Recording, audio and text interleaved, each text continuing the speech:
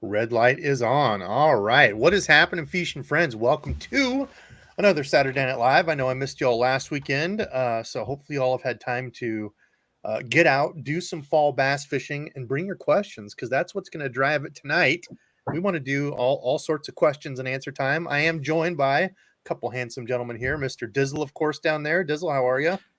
Hey yo, I'm actually a hell of a lot better than what I have been over the last, I'd say probably close to a month now. So yeah, doing Yeah, a lot yeah. better. Had some stonage issues in there. Yeah, guys, if I can just say anything to anybody that's listening to anything that isn't fishing related, make sure you're drinking your waters, make sure you're staying away from too much salts. Make sure you have a decent some sort of diet. I don't know. I mean, don't ask me about a diet, but still, um, kidney stones are the worst thing in the entire world. I Yeah, people went are. years and years and years without any, and I've had two within the last 2 months. Mm. Yeah, people Yeesh. were asking what happened. I said, "Well, I'm not sure. I didn't know if he was sick or not." But yeah, then like 2 days after, he's like, "Yep, another kidney stone." Felt like somebody was shivving me in the gut. So, Good lord, they suck. I'm glad you're better, friend. And we've also got Ed. Is it Munoz? I think is how you pronounce your Yeah, last name. Is that right? perfect. Yes, it is. Okay, gone fishing with Ed. So Ed is a longtime subscriber, and I'm going to let him get into some of this because he shared some of the background with me when he was nice enough to send a letter, and y'all saw the unboxing that he was nice enough to send a long time ago, and I finally got around to unboxing it. Yeah, Shame on I me. totally forgot I sent it too, man. When you reached out to me, I was like, huh? Oh yeah, that's right. I did send him some stuff. He's like, "What the hell is this guy?" That was like 4 years ago, Debo. But no, he's the one that did the fluid bed, the powder paint fluid bed. So Ed is also a tackle maker, kind of in all of it. So Ed, I'm going to hand it over to you. Kind of give us your 30-second elevator speech of you getting into fishing. Oh well, I got into it moving from Maryland to Georgia. I didn't do a lot of fishing when I was in Maryland, but when I moved here, like there were so many places around that you could just go fish. And I was like, yeah, I'll get back into it and see. And I got back into it and had a cousin who actually was a fisherman, bass fisherman, and he, gave me some pointers and helped me out here and there and showed me a couple things. And once I caught my first bass on a frog is when it was all over. Yeah, yeah. Mm, It was funny. yes. It was really really wild. I had my daughter with me and she was like, "Hey, Dad, what's that?" And I was like, "Oh, that's a frog. Do you want to see how you fish it?" And she was like, "Yeah." So I cast it out, and I was showing her, hey, you just twitch it across the water, and sploosh, big old fish blew up. Yeah, big old fish blew up on it. It was a 4.5 pound bass, man. And I was like, "Wow, they work." So yeah, Yeah. I got into fishing, and it was more something to ease my mind, something to get away. I used to I race get home. that. Yeah, I used to race homing pigeons, and then when I came down here, I just didn't get into it anymore. Yeah. Hold on. You were the How random second is person. yeah? You're How the random second is person this? I've heard of racing pigeons besides you and Mike Tyson. But yeah, Mike Tyson used to race pigeons. Yeah, yeah, he's the most famous. He's pretty much one of the most famous pigeon racers out there. But it's really a big sport if you really get into it. It's what we call the poor horseman, the poor man's horseman. There's you can win a lot of money in it if you know what you're doing and you got My good goodness. line of birds and stuff like that. But anywho, I still have my birds. I just don't race them anymore. They're still sitting out in their coop. Real quick, I refuse to get rid how, of them. how do you get your birds back? You let them go and they just know to come back because that's where they get All right, food, or I so mean, yes and no. So what it is the way that you train them from when they're born, from when they're young. You what you do is you have your breeders, right? Which you can never really you can get breeders from other racers, other people like that, but you can't let them go because if you let them go, they're going to try to go back to wherever they were home. So you keep them in right? the coop where they really can't get out per se, but they'll breed you some guys, some little what we call yearlings, younglings. Hmm. And then little by little, at first you have a special coop for them. You put them out with a cage over top of them where they can't fly away, but they can see. And Hmm. every day you let them out every day around the same time in the cage. You know what I mean? And then one of those days you'll let them out and they won't have that cage. They'll hang around the coop. And That's then crazy. eventually one day one of them will take off. And when one takes off, they're flock birds. So when one takes off, they all take off. They'll just start flying around the house. They'll do that and they'll do that. And then eventually you'll see that they'll start taking off. They'll leave 10, 15 minutes, 30 minutes, and then they'll come back. And the trick to it is how you get them to come back in is from when they're born. I always had a can full of feed that I shook. Some people whistle, some people shake a can. I would whistle and shake a can when I fed them. And then when you let them out, when they were sitting out underneath that low cage, when you were calling back in, you would shake the can and they would come flocking back in because they knew it was time to eat. So after time, when they're flying around, it's wild. After time, when they're flying around, you would just go out there and you would start whistling and shaking the can, and they would start circling around the house. And then we also have what are called droppers, which are pigeons that they don't really fly far. We would clip, sometimes you clip their wings or whatever. So anywho, as they're flying around, you would call them, and then you would take those droppers and you would toss them up, and they come straight back down to the coop, which triggers the guys that are up there to fly down. They see him coming down. They're like, oh, it's safe to land. They start coming back in. Yeah, it depends on where you live, man, because then you have hawks. You can't legally, you can't legally do anything to them. They're protected birds. So yeah. So I've had hawk attacks, stuff like that. That. I would not be comfortable with that. Like just letting them go. I'm too much of a control freak. You lose them. You lose them all the time. Sometimes they'll get lost coming home from races. So when they're young, before they're a year old, what we call youngins, they will fly races from 100 to 300 miles, I believe is what it is for a year. That's ridiculous. That's crazy. And then after a year, they'll go up to sometimes they'll go 1,000. They do 1,000 miles races before. That's not a normal thing. All this talk, we know Lunker Hunt's listening. Bass with Big Malone said maybe pigeons like the Lunker Hunt spider. I bet Lunker Hunt's probably going to make a pigeon lure here. I know some places have. So, well, speaking about lures, I want to get into some fall fishing. So fall fishing around the country is still a little bit different. People have been sending me pictures of stuff, asking me questions, such. So I want to get the first question rolling here. This is going to be for all of us and chat. Everybody else, I want everybody to jump in here. I might do some bring up YouTube on the thing and do some the hell do they call them? Where you ABC polls, do some polls here, kind of get some information going. But fall fishing, what is the one lure that you never used to fish? Well, I'm not going to say never used to fish, but let's say what's the one lure that you really didn't fish a ton in the fall, and over the past, let's say like 10 years has come back as a lure that you're like, wow, you know what? This is actually a pretty good lure. Or do you have a lure that you kind of go in waves, let's say? Maybe not that long of a timeline, but like, let's say a few years back it was working, then you kind of put it down for a while. What's a lure that comes back around? And the reason I asked this is because there was sidebar conversation on somebody's Instagram picture I was looking at earlier. And it was, I don't remember what the post was, something about this. And then, do you ever notice lures come back in 10 years? And then it was like a whole thing of people going back, oh, you remember this? I've had good luck with this. So I'm like, where are we going to go here? What do we got? Let's see. We've already got chat rolling around. Flukes is one for me, limping. I agree. Flukes is one, R1. Flukes is R1.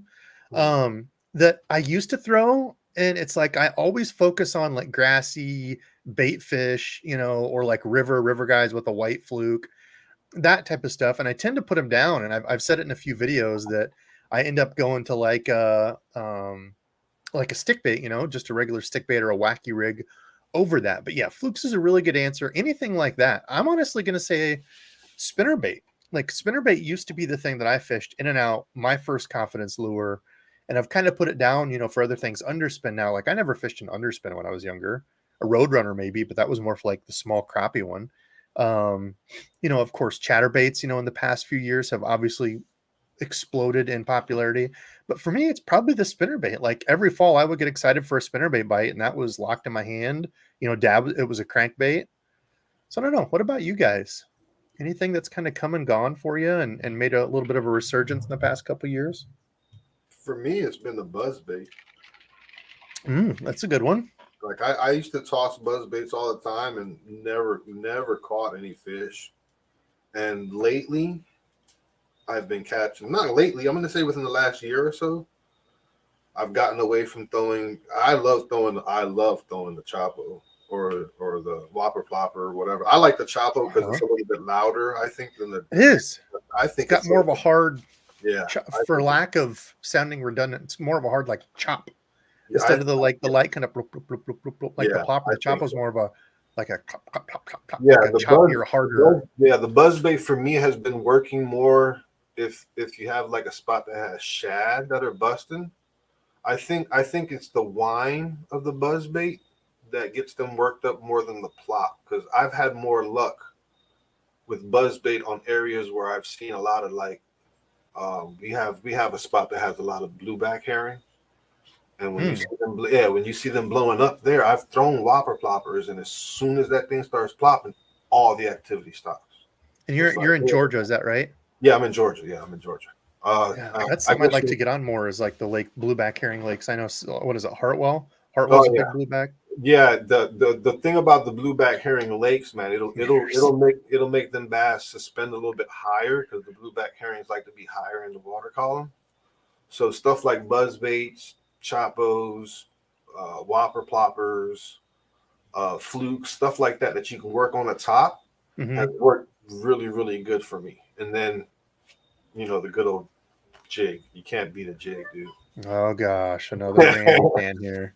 Randy, we're best buddies, jigs. Oh my. You can't. I can't talk crap. They're good, man. They're so good. A half ounce black and blue jig.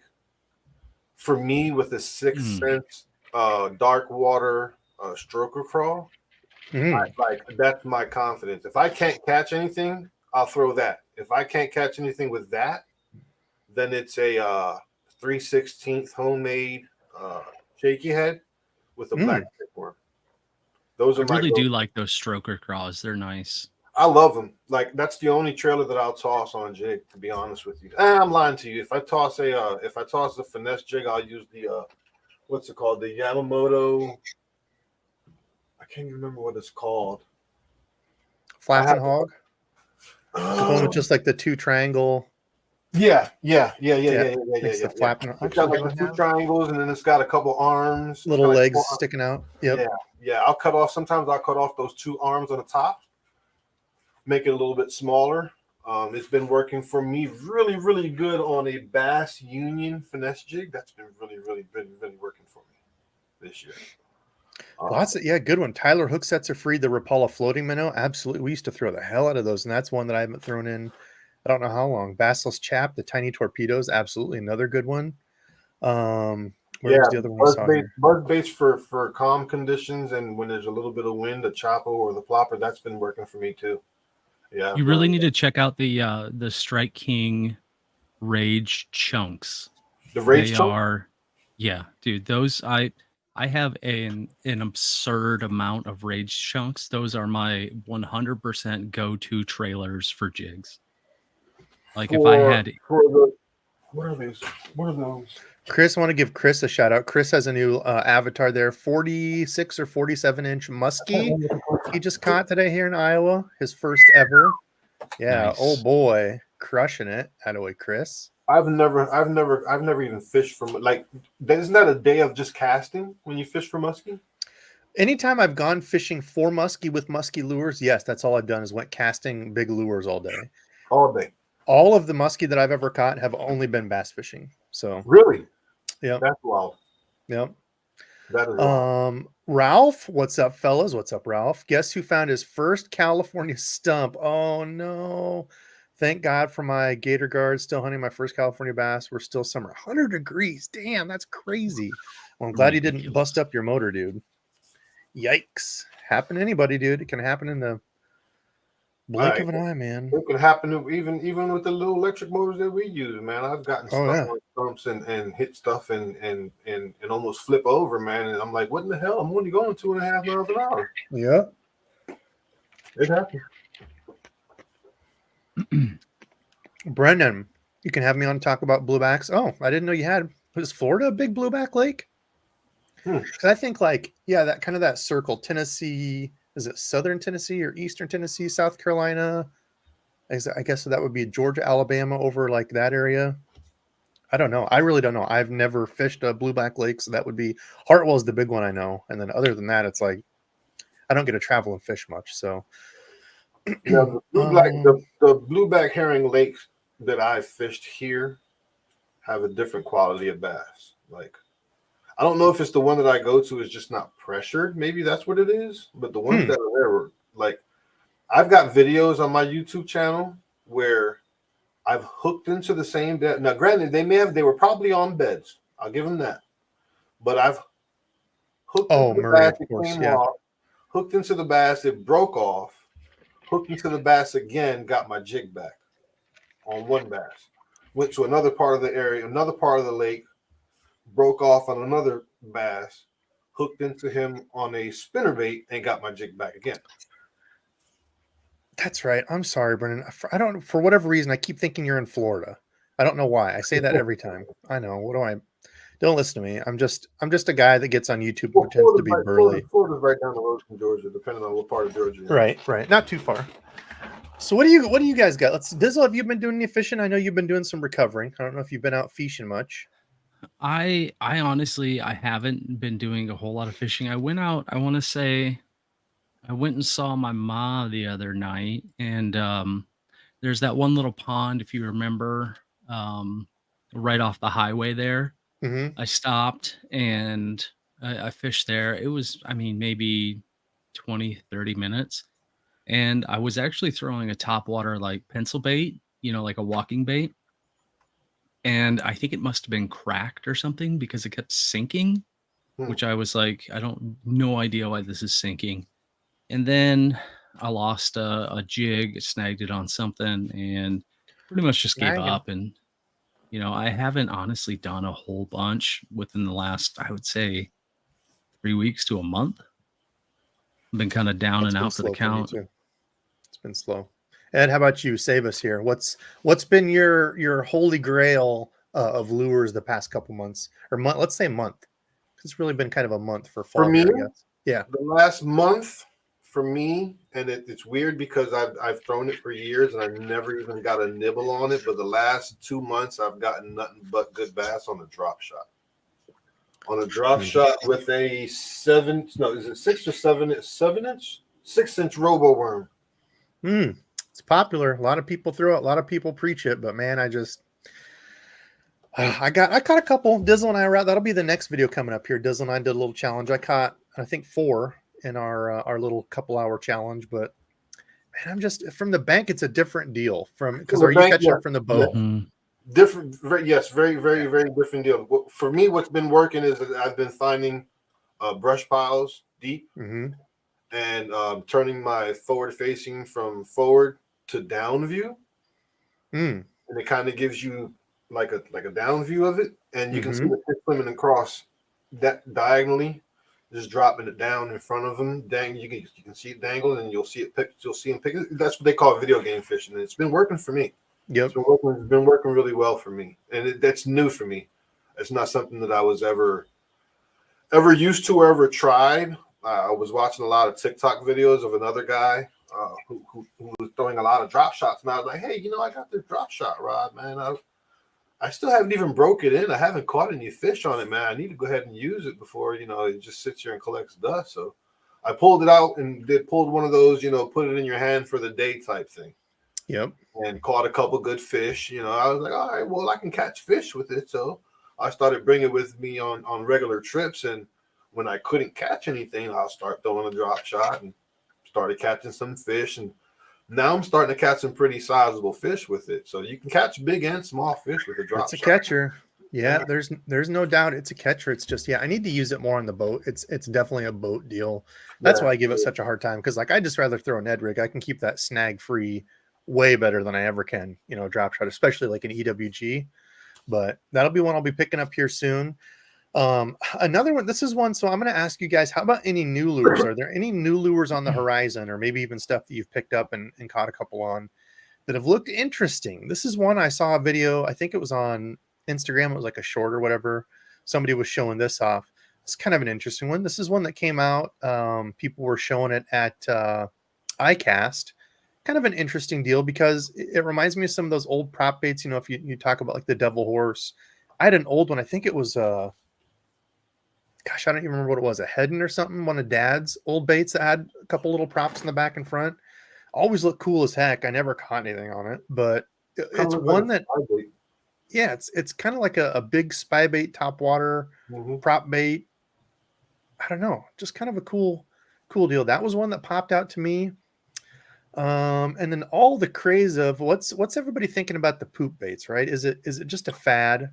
I have a bunch. I've tossed it. I haven't caught any with it. I've known people to say, hey, you know, I'm catching killer fish with it.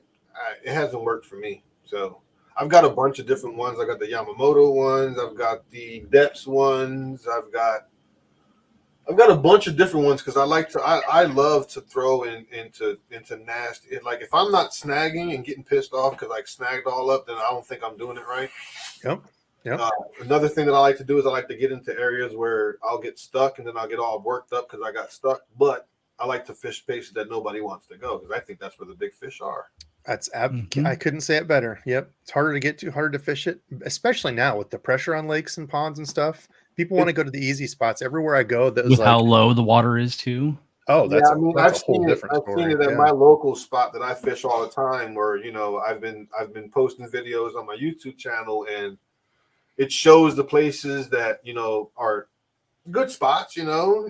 So now those spots are worn out. People have watched the videos, they go. So now I had to kind of get, had to kind of dig deep in the bag sometimes to catch some fish and go to spots where nobody's gonna go. You know what I mean? They're not gonna they can't get their boats back there. So I'll go back. Debo, who was it that was saying they're putting in their boats in random places and like doing that one app where they're like Fish Brain or something like that, and they're saying they're putting their boats, catching these giant fish in other random places. they're putting in the wrong spots. Yeah. I think that was the real northern guys. Yeah, just logging random spots. Oh yeah. Yeah, that whole thing was always kind of a joke to me. Like, oh yeah, log, I caught a whole bunch of fish here. It's like no fisherman logs where they catch their big, like, that thing made me chuckle. I use Fish Brain and I never if it's a good fish, I never put I might put the lake, but not exactly where I catch it. Like, you know, I'm not one of those fishermen where you know, I'm not going to divulge information because I could tell you I'll tell you what bait I caught it, where I tossed it, what time I tossed it, and when, how. That doesn't mean you're going to be able to go do that yourself. Exactly.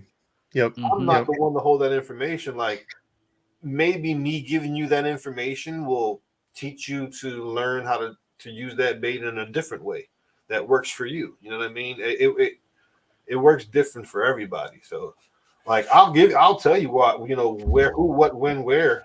You know, some spots I won't though. Some spots are super secret. Like, if you see the videos and you know where I fish, you know those spots, and you're like, yeah, I can't get my boat back there. And I'm like, yeah, that's why I'm back there. Yeah, I'm kind of on the same ledge as you with this. So there's so much talk about him. Like, you know, obviously everybody's coming out with the copies and this and that. Chris Russ actually sent me the DEBO'S cover scats. Those were the first ones. Yeah, those are the original ones.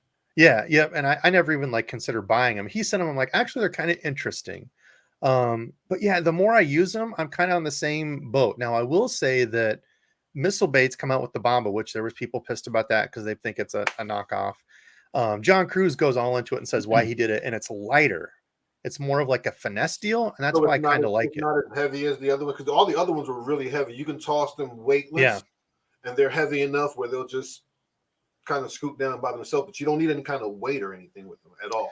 Yep, this one is a little less. I think it's like ½ ounce, which still sounds heavier, just under a ½ ounce, something like that.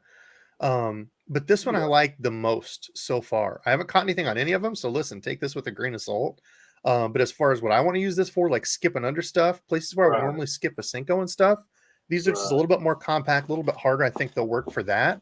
I think that's the main reason why I haven't been using those as much, because anywhere that I would think about tossing that bait, I would just toss a wacky one.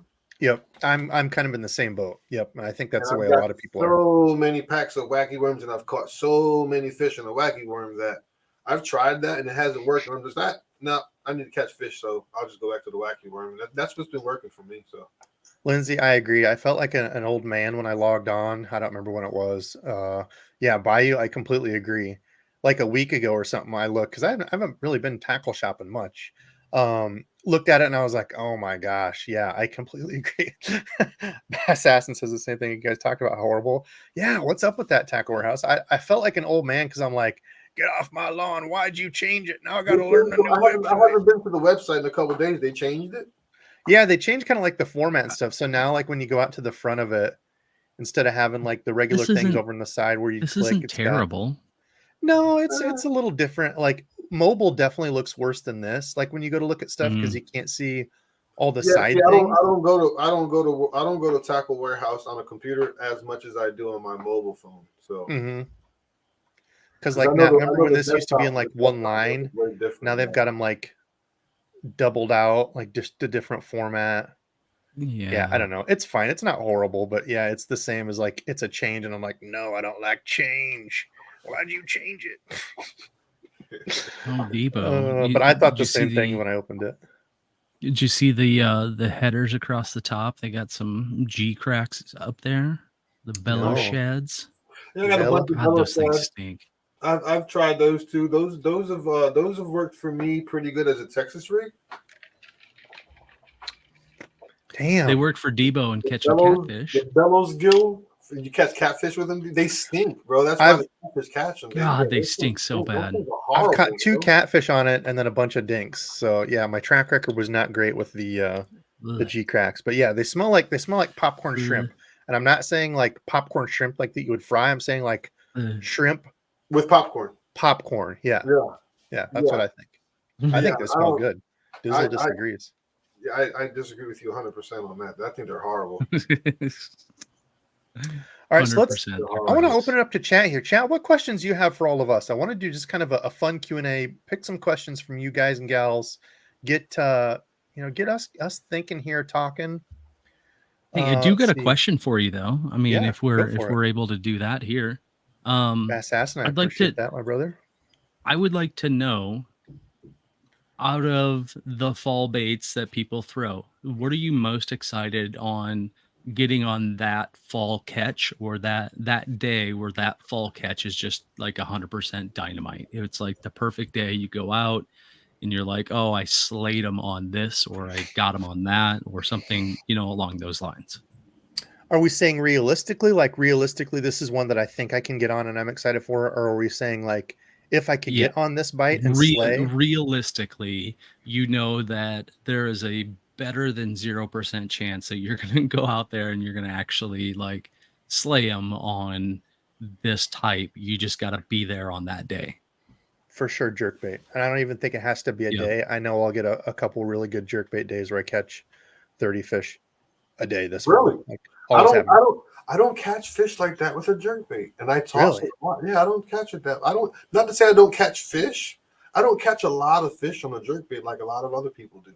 For Mhm. me, maybe it's the lakes that I fish, but for me in the Could be. fall, You fish a lot of dirtier lakes. the A rig, I catch a lot of fish on this time of year. A I lot. still have yet to I catch land a a fish lot on of. an A rig. I catch a ton of white bass, man. 2 and 3 bass Oh, coming in dude. at the same time sometimes. Dude, so fun. It's Catch them crazy. schooling and catching those. Yeah. Top water would also be mine. Like a top water walking bait gets me Yeah, most excited. But when you see them blowing up oh gosh, dude. on schools of bait, and you just cast over top of the whatever they're blowing up and walk it across wherever they were blowing up, you'll So catch fun. 1 or 2 white bass on them, man. They're fun and they're good. They're good fish to eat too. I like them. They're good. Oh, fish. absolutely. Yeah, we have a few lakes around here that they had to drain because we get yellow bass, which are like a subset of like the white bass. I don't But know like what the real they like look where like they come from. a white bass. They're just smaller and they have like yellow bellies on them, right? Yep, exactly. Yeah, Yep. And we have those that they don't get as big, delicious to eat. Tastes like crappie to me. yeah. Absolutely amazing. But yeah, those are fun to get on too. You get on a big bunch of those and Well, the hybrids that they have in some of these, like I have one that's about. I have a lake. It's like a national park. Well, not a national park. It's a big park. I don't know if it's a national park, but anyway, they have a nice nice reservoir in there that has white bass, largemouth, and then the hybrids. The hybrids, man, if you could hook into the hybrids, that's fun. We have those here too. Mhm. Yeah. Hybrid fishing is I kind of consider that your poor man striper fishing. They are. Yeah. That's exactly what they're. When Dizzle you caught hook a when big you one hook last year. into a hybrid, dude, you think you have D1. And when you get it in the boat, you're like, are you serious? What are you doing? Like, What was that, Debo? That was almost 6 pounds, wasn't it? It was 5 something. I was saying it was 6 something. I thought it was almost a 7. Mm, Maybe it was a almost a 6. hybrid? I think it was almost a 6. Yeah. Nice. Yeah, that's a good fight there. Yeah, those Yeah, are, that was the same day that fun. these giant carp were, I don't know if they were spawning or what the heck they were doing, but they were just rolling around kind of in the shallows of this back little cove where the wind was blowing into. And like I caught mine in the face. I think Debo may have like foul hooked his or Oh was yeah, trying to snag or something no, I like that. foul hooked mine on a lipless. Yeah, it was no, they weren't spawning. They were just up in there eating all that dead grass and stuff. It was these big, Oh yeah. huge. Actually, I've got the Giant. photo.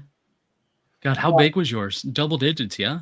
Yeah, both of ours were double digits. His was even bigger. He didn't want to touch it. Down here in Georgia, when they're spawning, they'll get real aggressive. I've had them. Oh yeah. Not snag. I've had them eat inline spinners before on multiple. Because look at that thing. That thing's huge. Yeah, giganto carp. So Buffalo Head, they'll call them around here. It wasn't a drum. It was an actual. Yeah, they are. Carp, yeah. They're crazy. Bassassin. Yeah, I was gonna look this up real quick. I don't know why. I think people were just wanting that one in cork. Yeah, because I have the one with the carbon. I personally really like that one. So I don't know. I haven't heard from them why they would do that. So here's a great example.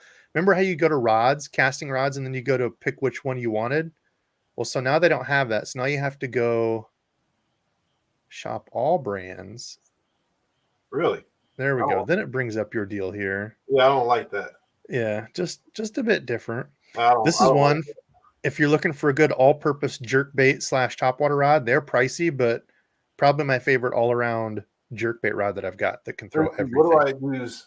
Oh yeah, that's a pretty good one, is it? You know, no big deal. That's why I said it's pricey. $250. I said pricey. I've got budget options too. I got my jerk bait rod right here. It's a cheap one, but it works for me.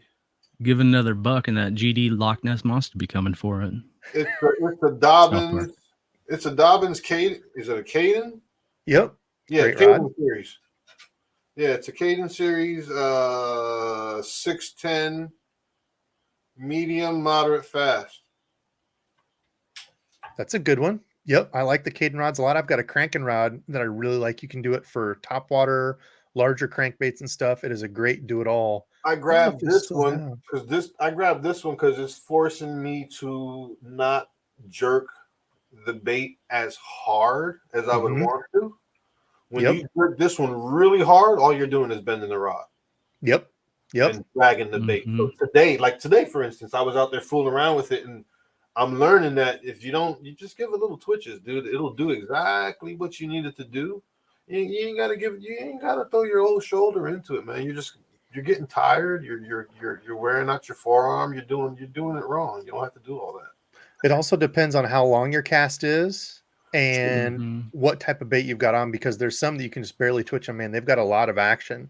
Other ones, man, you can pop them hard and they're more of a. I use the only jerk baits that I personally use, and it's not that I'm biased against any other ones. It's I've caught the most fish with those are mega bass baits, the jerk baits.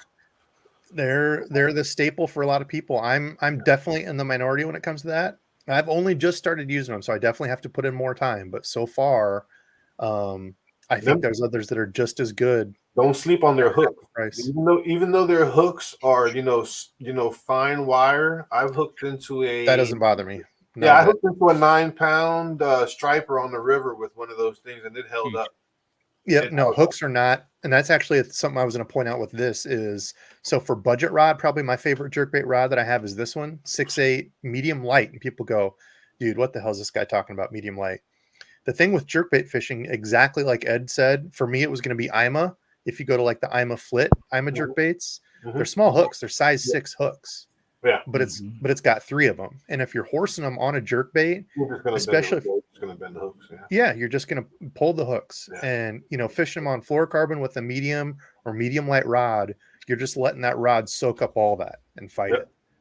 So yeah, if you're looking for a budget one, $99, you can get these on sale. You know, wait till Tackle Warehouse or somewhere has a, you know, 15-20% off sale. Get this for $80. Great rod. Hey, But if yeah. you were lucky enough to get any kind of, you know, they had a class action lawsuit on Tackle Warehouse, and I can't remember the name of the company, but I've got some kind of gift card or something coming to me because my information was exposed or something. If you got it on Tackle Warehouse. Yep. So yeah, that's good. That's exactly what it'll go towards. Is it'll go towards a new rod or a new reel and some baits. Speaking of, there's the new trend of everybody going to get the crazy Temu stuff. I just read the other day that they had a massive security breach of all of their it doesn't surprise me at all of the personal information, and like millions of billions of gazillions of people had all of their information just leaked. Yeah, it doesn't surprise me. I do IT work for a living, so that doesn't, stuff like that doesn't surprise me anymore. Like a lot of these apps are just built for people to get people's information. You know, if you look at it, there's no way that a company can charge you those prices and still make money. So they got to be doing something back end to make money. They have to. If not, they wouldn't be around anymore. So that's just my opinion on that. You know, I'm not a conspiracy theorist or anything like that, but there's got to be something. I mean, when you think about it, a business is a business. At the end of the day, it's all about how much money can we make and how can we make it. So, yeah, I think the article said something along the lines of the breach not only released their information, but at the same time, it allowed the tracking of websites and stuff like that, whatever it is, there's all kinds from your of stuff phone as well. Yeah, there's all kinds of stuff on the back end. So just be careful. That's all it is. Be careful. Yeah, 100%. That's all. Man, Tackle Warehouse getting kicked Dude, in the nuts here nobody tonight. likes the new. Nobody likes it. New website. I don't. I mean, heck, I've even partnered up with them, and I agree. I'm gonna have to go check it out when we get off of here, man. Because like I said, I haven't been on there for a while. I've been not trying to spend money, so I haven't been on. The last thing that I ordered was some shaky head worms and some hooks, I believe, about maybe a couple weeks ago. And they just I will say this about the Tackle Warehouse website. The thing that I do really, really enjoy is right up on their top banner where they're like the name Tackle Warehouse is right up there. It's got the damn phone number. Yeah. I mean, everybody hides a phone number on their websites. It's like, don't call us, just chat with AI. It's cool. Don't actually try to talk to someone. I've called them before. Their customer support is really, really good. Yeah, they've always fixed me up. I've had a guy, hey, let me put you on hold while I run out to the warehouse and check on your order real quick and come back and says, awesome. Man, we messed up. It was supposed to go out. You know, don't worry about it. It's coming out today. We'll take care of you. You know, I was just happy that they were getting the stuff out. But for him to actually hold on a second, put me on hold, and physically went out there to find out what was going on, I was kudos to him, bro. Yep. Peyton, another good point. Buying used from ALF, absolutely, or I guess just buying mine from ALF when sales. But yeah, I bought a lot of stuff from ALF. I got my first lump of coal from them. I bought a Tatula 70, and it sounds like absolute crap. I noticed somebody put different bearings in it, aftermarket bearings. I don't know if they jacked something up getting into it. So I cleaned it, greased it. It helped with the casting. But when you're reeling it, it's still got a click. It's like, click, click, click, click, click. So I don't know. I'm gonna have to take it all apart and put new bearings in it and see if that fixes it. But so far, that's been the only turd that I bought from them. And everything I buy is like great or excellent condition when I buy used. So I don't get like fair or like, I don't know, looks like it's been drugged behind a truck for 27 miles and then somebody just put it up for sale. Or that I use it. Yeah, or that Dizzle, it was one that Dizzle used and it looks like it's been thrown down the well that Timmy got lost in about 27 times. But Lassie told you it was there. Lassie told me about what you do with your gear, so don't be trying to pretend you take care of it. But yeah, I've always had really good luck, but so far that's been the only stinker I've got. So hopefully I can get it fixed up. I'm sure if I would have called them right away, they probably would have made it, right and stuff. But it's like, well, now I've got it. Now I kind of want to see if I can get it all fixed up. So let's see what else we got for questions. People talking about there's some shads, some big swim baits. How about swim baits? Are you a big swim bait guy at all, Ed? You do any of that? I do have a bunch of big swim baits. I have caught some good fish on. Am I a big swim bait fisherman? I don't consider myself one. Every once in a while, I'll go out there and toss. I've got a bunch of the Mike Booker swim baits because he's real big around this area. He's not too far from where I live. It's about maybe an hour ride to go to his store. I have the big PB rat, which I've been tossing year after year since I've gotten it. I think I've had one blow up on it. I haven't caught anything on that yet. I've got the you ever heard of the Sherpa swim baits? Mm-mm. He's a custom swim bait guy. I've got one of his baits. I've had a couple fish on that. So yeah, do I have them? Yeah. I've caught more fish on the Mike Booker, all of his swim baits. I need to fish them more. Yeah, I definitely need to fish those a lot more. Any of them, just like the bull shad, really, Yeah, that one or the I one with have the the lip. bull shad. I've got Here we go. Take a drink, folks. Take a drink. Go ahead. Oh I've got boy. the bull shad. I've got his. I've got the 4x4 one, which is really good if you're tossing it around wood. It's got like a lip on the front of it where it just kind of just jumps over the wood and the hooks don't get hooked on it. So it's pretty neat. And what else do we have over here as far as big swim bait? Oh, what I've done really, really good on the trace, on the 6 cents trace swim baits. As far as big swim baits, those have worked really good for me. They've actually won me a tournament or two. Really? Yeah, man. What's worked for me when I see them blowing up, I would take the trace and toss it past it, and then once I got that bait where I thought the bait ball was, instead of just swimming it, I would twitch it, give it really, really quick. Okay. Yeah, that's the 4x4 there. That's it right there. This is actually the toxic bait. So this is the dude that does the toxic baits out in. I think he's in California. Nice. That's nice. Yeah, I forgot I had tail this. on there. Well, it's got the it's like a soft Or- plastic tail. It's in here.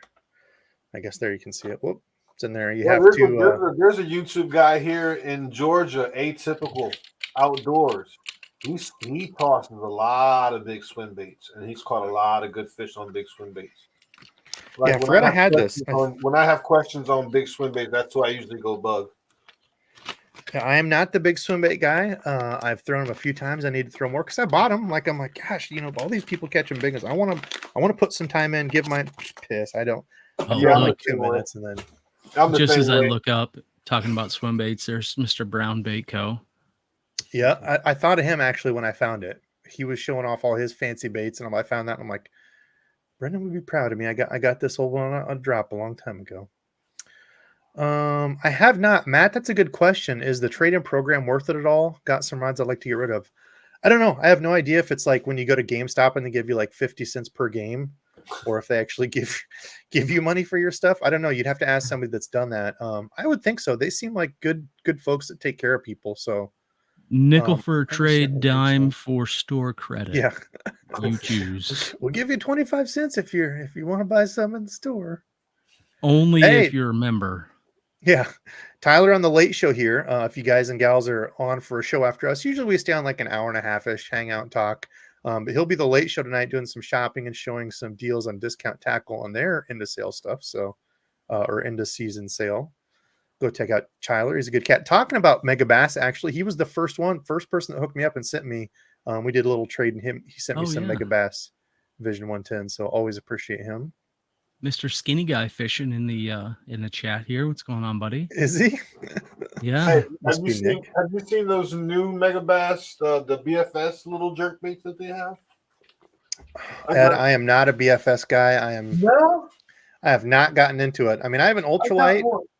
I got one set up. Where's it at? I've got one.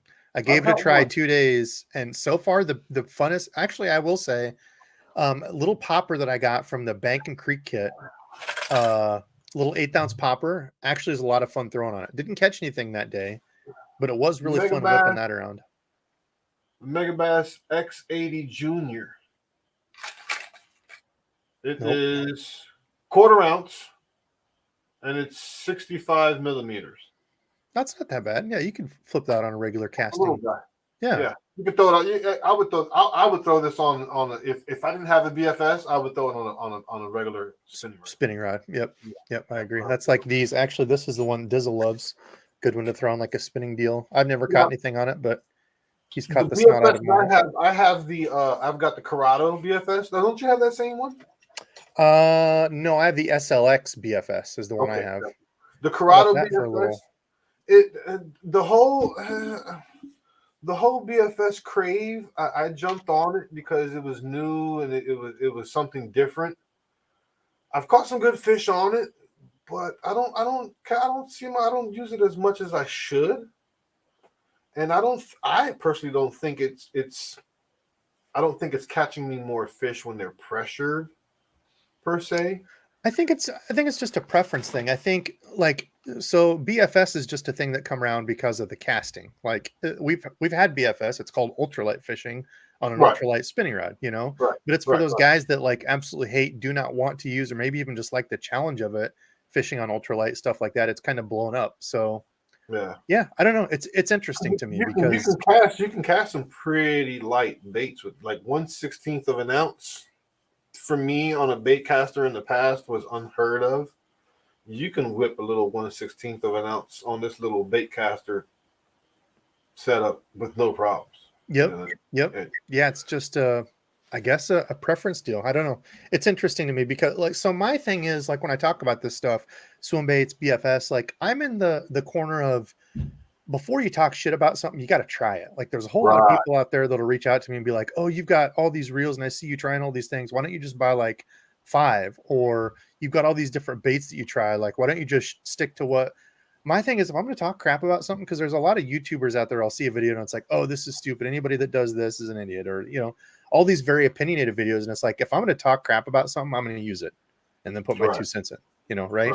Like I'll do unboxings and stuff before I've used things. And I just kind of call it like an unboxing review or initial thoughts review, right? But for somebody to actually get on and be like, oh, anybody that throws an A-rig is an idiot. It's like, oh, so you've thrown them and didn't like them? No, I've never thrown them, but if you throw them, you're an idiot. It's like, nah, yeah, that's stupid. That's stupid.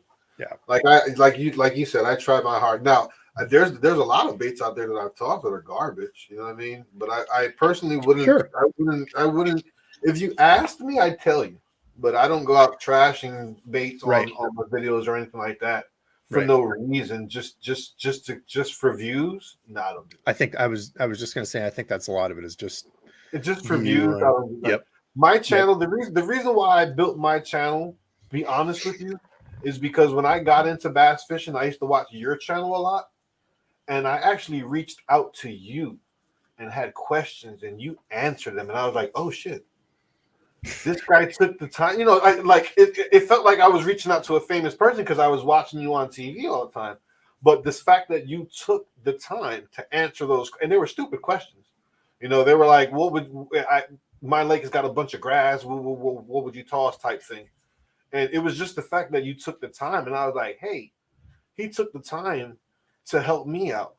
So it wasn't that I just woke up one day and was like, I'm gonna start a YouTube channel. It was more of my wife bought me a GoPro for Christmas or my birthday. I can't remember what it was, and it was never for a YouTube channel. It was more for me to record myself, and then I would come home, capture your memories.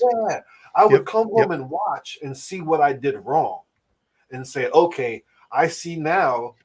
Because when you're going through the moments of trying to reel the fish in and all that, and then you lose it, you're not thinking about what you did wrong. You're just mad because you lost the fish. But you go home and you watch the video and you see exactly why you let go of tension because you were going for the net or for whatever reason. You know what I mean? So it started off with that, me just coming home and learning from my mistakes, and then posting pictures of me holding fish, but you could see the camera. And a lot of people just kept asking me over and over again, do you have a channel? Do you have a channel? Do you have a channel? You catch good fish? Why don't you have a channel? You should start a channel. So I just started a little channel. Dizzle, you need to post more pictures of you with your GoPro, is what I'm hearing. So you get your channel launched. And that's how it all started for me, man. And it's my channel is more for maybe somebody could watch and see the stuff that I'm tossing and how I'm tossing it, and it'll give them confidence. Because that's what it was for me. Is if I'm watching Debo throw this and he can catch fish on it, why can't I go to my lake, throw that same bait, and catch some fish? Absolutely. So that's what I would go try. Do it in a way that works for you in your area. I would watch a lot of different people on YouTube. You know, I would spend hours just watching. You know, and then try to go replicate what I saw until I caught a fish. Sometimes I would, sometimes I wouldn't. When you start catching those fish on those baits, those become your confidence baits. Yep, absolutely.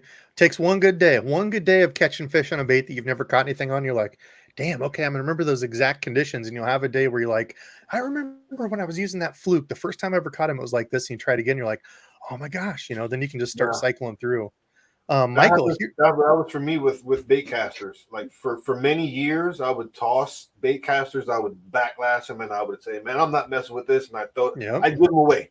Hey, man, take this. Are you sure, man? I don't want this thing, man. It's too much of a headache. Until I caught my first bass on a jig with a bait caster. After that, it was over. Yeah, it was over from then. Now, do I still talk? Yeah, I still throw spinners. But the majority of my combos now are bait casters for the most part. I think there you can get. Now you'll have a lot of people that'll argue and say no, you're wrong. But for me personally, I think you get it's preference, a more accurate cast with a bait agree. caster. And a little bit. I think you can get a further cast with a bait caster sometimes, depending on the baits and the line. Depends on the line. I've got 8-pound braid lines that I can bomb them things, and people are like, "What in the world are you throwing?" This is not what, it's the line weight is what it is, and the rod. Yep, all of it works together. Bait, rod, line. Rod, stuff like that. A lot of that. Because I've got a cousin who fishes nothing but 5-foot ultralights. That's all he tosses. Yep, he doesn't toss anything tall. His longest rod, I think, is 6 feet. Like when he looks at mine, like my shortest rod per se is about 6 feet. So when he looks at mine, he's like, "Man, those things are. What are you catching whales with those?" And we go back and forth, and it's always been a joke because even though he only tosses ultralight rods with braid, he catches good fish. Yep. Has been and still does. 5, 6, 7 pounders on a regular basis. It's not one of those you were lucky type things. So he knows what he's doing. So I've never given him a hard time about that. Like you said, it's preference, to each his own. You know what I mean? He doesn't like bait casters at all. He doesn't. That's all it comes down to. 2 + 2 doesn't equal 4 in fishing. There's about 1,000 ways to do it. The guys who sit there and say that throwing a spinning rod is a sissy rod or a fairy rod, to me, that's like saying you're a mechanic on you're a car mechanic and you don't use this certain kind of wrench. Right. Like, to me, I mean, if it's a tool, it's a tool. You know what I mean? They're all tools. You may not like that kind of wrench and just don't use it, but don't down yuck my yum. Exactly, man. Like, I'm sorry, what did you just say? Don't yuck my yum. That's what I tell the girls. Don't yuck my yum. My daughters will be eating something. They'll go, "Oh, what are you eating, Dad?" Ugh. And I'll go, dude, I have seen fishermen catch some of the biggest fish that I have seen, literally with a soda can, some fishing line, and a hook. So I mean, let's be real about it. Anybody that even the people that say like I'm a minimalistic fisherman, like, yeah, there's people in foreign countries that I'm watching who fish for a living to put food on the table, who need nothing more than a stick, line, and something that they've fashioned to make a hook. Right. Once you get into fishing, there's like 2 sides of fishing. There's like the fishing side and then like the gear tackle side. And everybody's, even if you don't admit it, like everybody's got a little bit of that, like, even if you're not crazy, right? Like obviously I have, and this stuff wouldn't be possible without all of you. So first and foremost, let me get to that. I would still be kind of a gear and lure nerd, but it would be much, smaller, right? Everybody's kind of got that. You go to Walmart, you're like, oh gosh, I want to try this color, and you get it, and maybe you don't throw it for 2-3 months, right? You've got more tackle than you need, but that's the 2 things of fishing. It's you've got the fishing part and the tackle nerd lure side of things. You're preaching to the choir when you say you got too much stuff. Like I've again, I've had to stop myself within the last year of buying new stuff because I've got a wall full of stuff that I still haven't even tossed. Yep. I've got the burrito baits. I still haven't tossed them. I'm looking at them right now. The big swim baits. Yeah, I've got the KGB Chad. I've got 3 of them sitting right over there. Still haven't tossed that yet. I'm looking at baits right now that I have on my wall that I have not tossed at all. Gotta get those babies wet out there. At all. Like, I don't, and why? I don't know why. Why did you buy them? Because, yeah, it's going to catch me fish. And then I go out there and I'll catch them on a shaky head, and guess what I'm tossing for the rest of the day? Yeah. A shaky head. Yep. But today, Real quick, Debo, you do went, have a donation too. I did see that. Yep, I started. I've got a few starred here. Okay. Cool. Let's see. Wes, this is one that I will say, random questions, is the presence of turtles. The only ones that I've ever noticed where it's like an issue is snapping turtles, but I don't know how much of it. Yeah. Like snapping turtles or anything in the area of a snapping turtle that I've experienced, like you said, if there's a snapping turtle, or if there's, believe it or not, from what I've seen in my lake, carp. When carp in the summertime, when it's really hot and they're doing their spawning thing or whatever it is, in my lake, I've noticed those really, really big carp, once I see those guys, I back out of that area because I've never caught a fish around there. It's like they'll run them off, they spook them. I don't know what it is. I think it's also where too, because at that time of year, bass have already started moving out. Water temperatures are high, and carp usually come up in the shallows where generally where you're not going to find bass. Yeah. But I agree. Yeah, if you see them there, like if there's a cut that I go into really shallow like that, same thing. Yeah, I'm usually not fishing that. I take off, dude, for the most part. If they're around, I'm like you. Yeah, I love fishing laydowns, wood, stuff like that. If I see carp around any kind of wood or stuff like that, I don't spend. Skip to the next one. Yeah, I don't spend too much time on it. Do I fish it? Yeah, because you never know. But in my experiences, it's never been a good one. The baits casting reel. Good question, Michael. I actually have had a number of people hit me up about these. I probably won't be buying one, to be honest. Is it a new reel? Yep. So they are supposedly all made in the USA. Yeah, I heard about it. I think they're out of Texas. Like, is it a Norman? What? Norman Baits? Norman Baits. Norman. Oh, Bates Motel. Dizzle. Norman Baits. They're pricey. I'm not gonna lie. I've watched a couple of things. They had some stuff on Instagram showing like behind the scenes. So they're like $300 a piece. Yeah, but they are all CNC'd out of like a solid piece of aluminum. Like you can even see they leave. It'd be really good for frogging, right, Diva? Yeah, dude, it should be an absolute brick of a reel. I don't know. I hate those reel covers. Yeah, 7.7 ounces. So they're definitely not a light reel, but it's an all one piece bar stock aluminum CNC'd. Supposed to be super, high quality.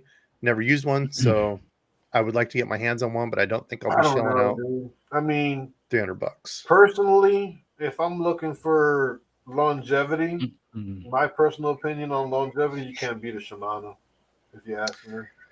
Yeah, there's a bunch of them out there. I mean, my thing is at least an aluminum frame and maintain it. Do your yearly, bi-yearly if you can, at least once a year minimum. And man, they'll last at a minimum once a year. Yeah, they'll last you for a long time. Shimano's. I've had a Shimano. One of my, as a matter of fact, that we were talking big swim baits. I've been neglecting that rod for about a year, and the last time I pulled it out when I went to cast it, it was making horrible noises, and I was like, "Oh, that's not good." I will 10,000% disagree. I'd roll them till the wheels fall off. Maybe throw some spray some stuff on the spool and call it good. On the gears, and the bearings and stuff like that. Took it out the next day, and it was fine. Actually, so one of those I just let it sit too long. What I'll probably do is I'll end up trying to fix it myself, doing it wrong, and then having Debo try to fix it for me. I was just saying, Dizzle, how many years have I fixed up? So I don't know that I would lean on the side of I don't do anything and they work fine. Dude, I've watched your videos, Debo, when you take those reels apart, and I don't have the heart to get it. I don't like everybody says that. Scares me.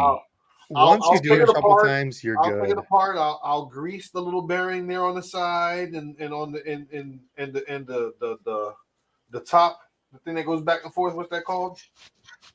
The ball Worm The gear. worm. or the worm gear. Yeah, I'll do that and stuff like that. But when you start taking it apart and getting into the gears and that makes me nervous. Like, I would I'll rather lose the work part. on my truck myself than try to fix something on one of my bait casters. I agree with you 100% on that. Like, I have less fear of ruining my car than I do my reels. I'm the exact opposite. I mean, 180 Debo, we've talked degrees about in this my case. before. What was it? It wasn't the side plate. It was when you take the side plate off. I've cracked those before tightening stuff too much. That's because of your Herculean muscles, man. You're tightening them down and just breaking stuff and I'm just diesel saying. fix. Philip said to Don't check f- these out. There must have been a conversation in chat. So if any of y'all have used these blade baits, I'll be honest, I just bought a bunch a couple years ago and wanted What to do you use them even more do with last year. those? Well, so that's the thing is like Is it a like lot of a people yo-yoed lipless? That's what's worked for me. I'll just cast them out. They're really heavy, so they go down to the bottom real quick. And then for me, I'll just let it hit the bottom, and then I'll yo-yo it up, and just keep doing that over and over again. And before you know it, the next time you lift up, there'll be a fish on there. That's what's happened for me. For bank fishing, it's tough because that's how I've heard most people fish them, like Ed was saying. But there's a number of people that reached out last year or right after I bought them the year before. People were saying they fish it just like a lipless, and will kind of bounce it, yo-yo it. But yeah, normally people are bouncing them off the bottom, letting them hit, jig it up. But from the bank, man, I've snagged so many of them, because it's got 2 treble hook lures. It doesn't show. Yeah, you're gonna snag them. I've Yeah. snagged them. I've snagged a bunch of them on a boat. That's why I don't fish them as much anymore. So $10.49 for 2 of them, $5 a piece. You can also Not use them. horrible. You can also vertical jig them, like Yep. Under a bridge or on some bridge pilings and stuff like that. You cast it next to a piling, and just vertical. If you can see them on a graph or something like that, or how deep they are, or you can also troll them. I know people who troll who's done that before. They'll just cast it out behind the boat, let it drop for 10, 15 seconds, and then kick the motor up a little bit higher, go maybe 2.5, 3 miles an hour where they're getting some speed. Yep. And they've caught some good fish doing that before too. Jared, want to give a shout out for the $20 bomb. I'll drink to that. Thank you very much, Jared. Still waiting on Dizzle's first video to drop. Dizzle, what's the ETA on that? Oh, you were breaking up. What'd you say? Oh, yep. Huh? Come on, Dizzle. Come on. Let's go, Dizzle. Hey, can I just say? Yeah, what do you got? Can I just say the other day, this like referencing back to a live, I don't even know how long ago it was. I want to say it was with the Burley guys potentially. One of them were talking about, I think it was Paul talking about potentially like Legos and stuff like that. I'd never put together a Lego ever before. And within the last day and a half, I put together 2. So I am like, did you crackle them? Full on Legoed up. Look at you this. You got to crackle them. You got to make sure you crackle them. So got to put the craggle on them. Yeah, you got to put the crackle on. Who's I'm not going to craggle them. That was Wolverine in some sort of mech suit. That's pretty cool. Dude, you are so freaking random, Dizzle. Dizzle will send me these pictures of like random left field things that he does, and I'm like, what? How in the hell did you even get on this? The crazy thing is, I bought that Wolverine probably a year and a half ago, and it's just been setting aside, and it's like randomly I'm like, I'm gonna do Lego now. Let's go. Me and Dizzle will get along very fine. My wife would tell you that I have had so many different hobbies in my life, just off the wall. Like you wouldn't what kind of you did what? Yeah, I used to punch Debo in the face back in the day. We did, man. We did used to try to anyway. Kickbox, and that was a whole different life ago. We were looking at old pictures of that. My wife and I were, and yeah, dude, it's like a whole different me from. It's weird because you go like they talk about as you get older, they'll talk about the chapters of your life. When you're young, you're like, oh, it's just old people talking. Now it's like, I've definitely had chapters where it's like that's not even me anymore. Like Yep. Yeah, the book, my book of life, is going to be, I don't know, maybe 120 pages, but it's going to have 86 different chapters. Usually, Nothing wrong with that, Dizzle. You're a man of many. For me, it was having kids that changed the way that I did things with life. Absolutely. And my choices and For the way sure. it was just for me. You know what I mean? I know a lot of Same. people that Yep. it doesn't change things for them, but for me personally, once I had my first kid, like I did a 180. Yep. I stopped. I no more running around, no more partying, no more hanging out with none of that stuff. It was on rare occasions that I did, and then when the second kid came around, it's like nope. 8 o'clock, It's a 9 time o'clock. thing. You don't have time to. Like a lot of that stuff, you literally just don't have time to go out and do that, And on the I free don't have time, the it's like you're energy. already burnt from doing everything else. You're like, man, I just want to sit down with a cold brew and sit by the Yep. TV and just hang out and relax and then go to bed early. That's what you That's look forward to as an That's adult. exactly right. That's exactly right. You look forward to Yep. just going home and relaxing now. Like Yep. that running around and all. I don't even want to go to Walmart half the time to go get the Same. stuff that we need for the house. Like I don't want to. Like my wife says, I don't want to people. I don't want to go deal with people. Like I Yep. don't want to go do that. That's the way I am. And anytime I get ready to go fish with Dizzle, I'm like, I just don't want to deal with people, Dizzle specifically. But speaking of explore more fishing, question: best 3 baits for river smallies.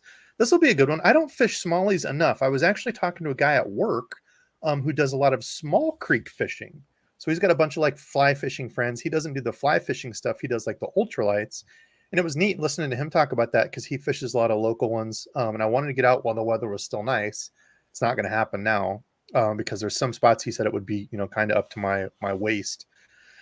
And I don't have hip waders or anything. But so for river smallies, yeah, this will kind of be an interesting one to see. Do you have many smallies down there? Not smallies. Well, there is smallies. No, like I said, we don't have them. I've never caught a smallmouth, but we do have them in the rivers down here. They have them in the chat. Matter of fact, one of my buddy Daniel Hamilton, he just caught a nice smallmouth bass on a jerkbait.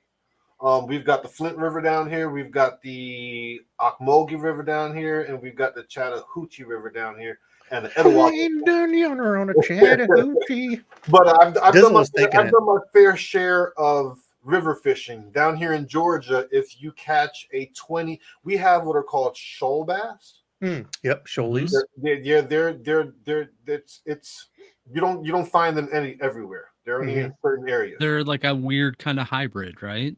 No, they're their own species. It's not a hybrid at all. It's its own species of bass. What it is, they look like a weird hybrid in certain areas of Georgia. I was thinking warmouth. Sorry, if you catch one in the state of Georgia and you document it and it's longer than 20 inches, you get an award and you get it's like a master angler thing or whatever. Pretty much, yeah, kind of like that. So mine so far is 19 and a half.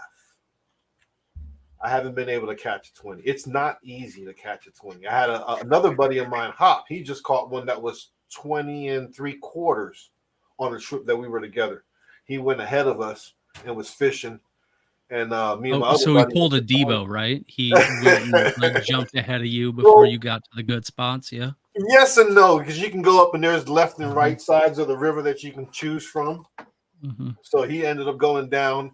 And he fished the left side and then burnt up the right side, so there's no fish over there. So I get it. He caught it. It was a very, very good fish, man. And like I said, you don't catch one of those things every day. So yeah, that's it right there. Yeah, they almost look like a smallie, like large hybrid kind of. It looks like a smallmouth. Yeah, it kind of looks like a smallmouth, largemouth hybrid type thing, but they are their own species. Yep. And what's been working for me on those is shaky head. I toss a 1/8. If the current's really, really, really, really strong, I'll throw 3/16 of an ounce. If it's not that bad, I'll throw 1/8 of an ounce with these Brian Latimer, the Z-Man shaking my head worm. Those have been working really good for me. What else has been working for me on the river? Jerk baits. Any mega bass jerk bait. Junior. I caught a PB striper on a junior. Berkeley Maxink, Little General, with a 1/16 ounce wobble head weedless EWG hook. Mm. So it's like a Ned rig, but it's a little small, little wobble head. Who makes it? It make flatlands.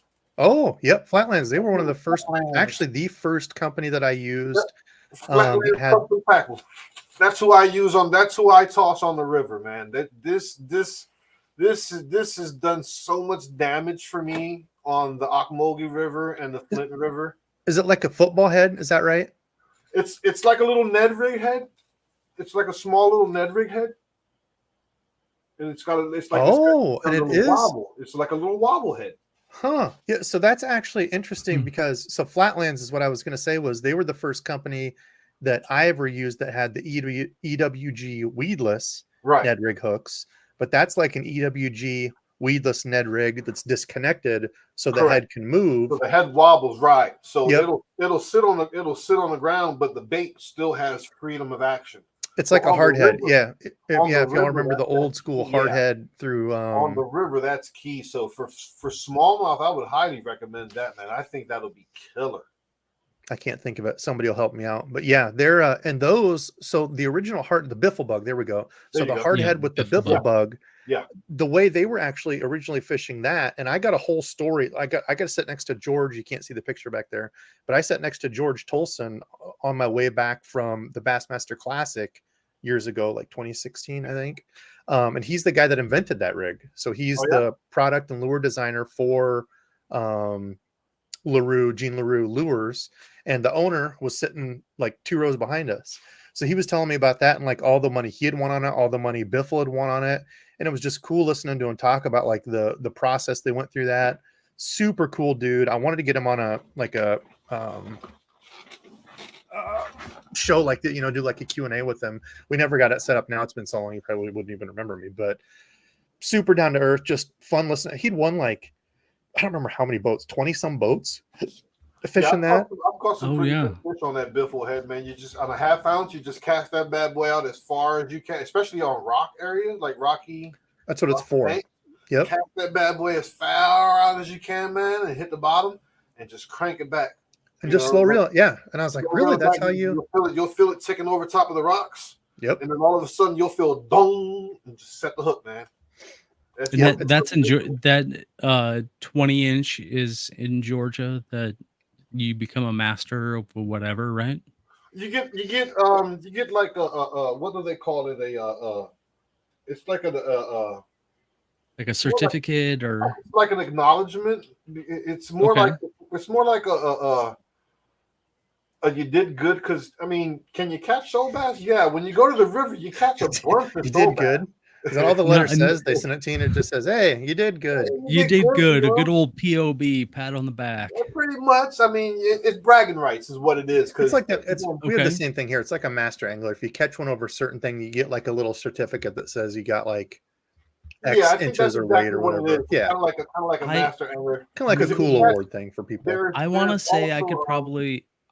I don't want to say I could probably, but I would say there would be a good chance with a good old fashioned Okeechobee craw, War Eagle jig, throwing either a black and blue flake or Okeechobee Strike King Rage chunk. All right, I'm going to Georgia. See you guys later. Funny enough, 827. This is. Am I that far behind on comments? Holy crap! Bayou Burner, we even called it back then. 13-minute video of Dizzle just talking about War Eagle jig. Yeah, so here's the colors I throw. Here's the 27 different trailers I use on it. You can burn it. You can dry it. I feel confident. War Eagle, are you talking about a War Eagle jig or the? Because I throw the War Eagle the spinner baits.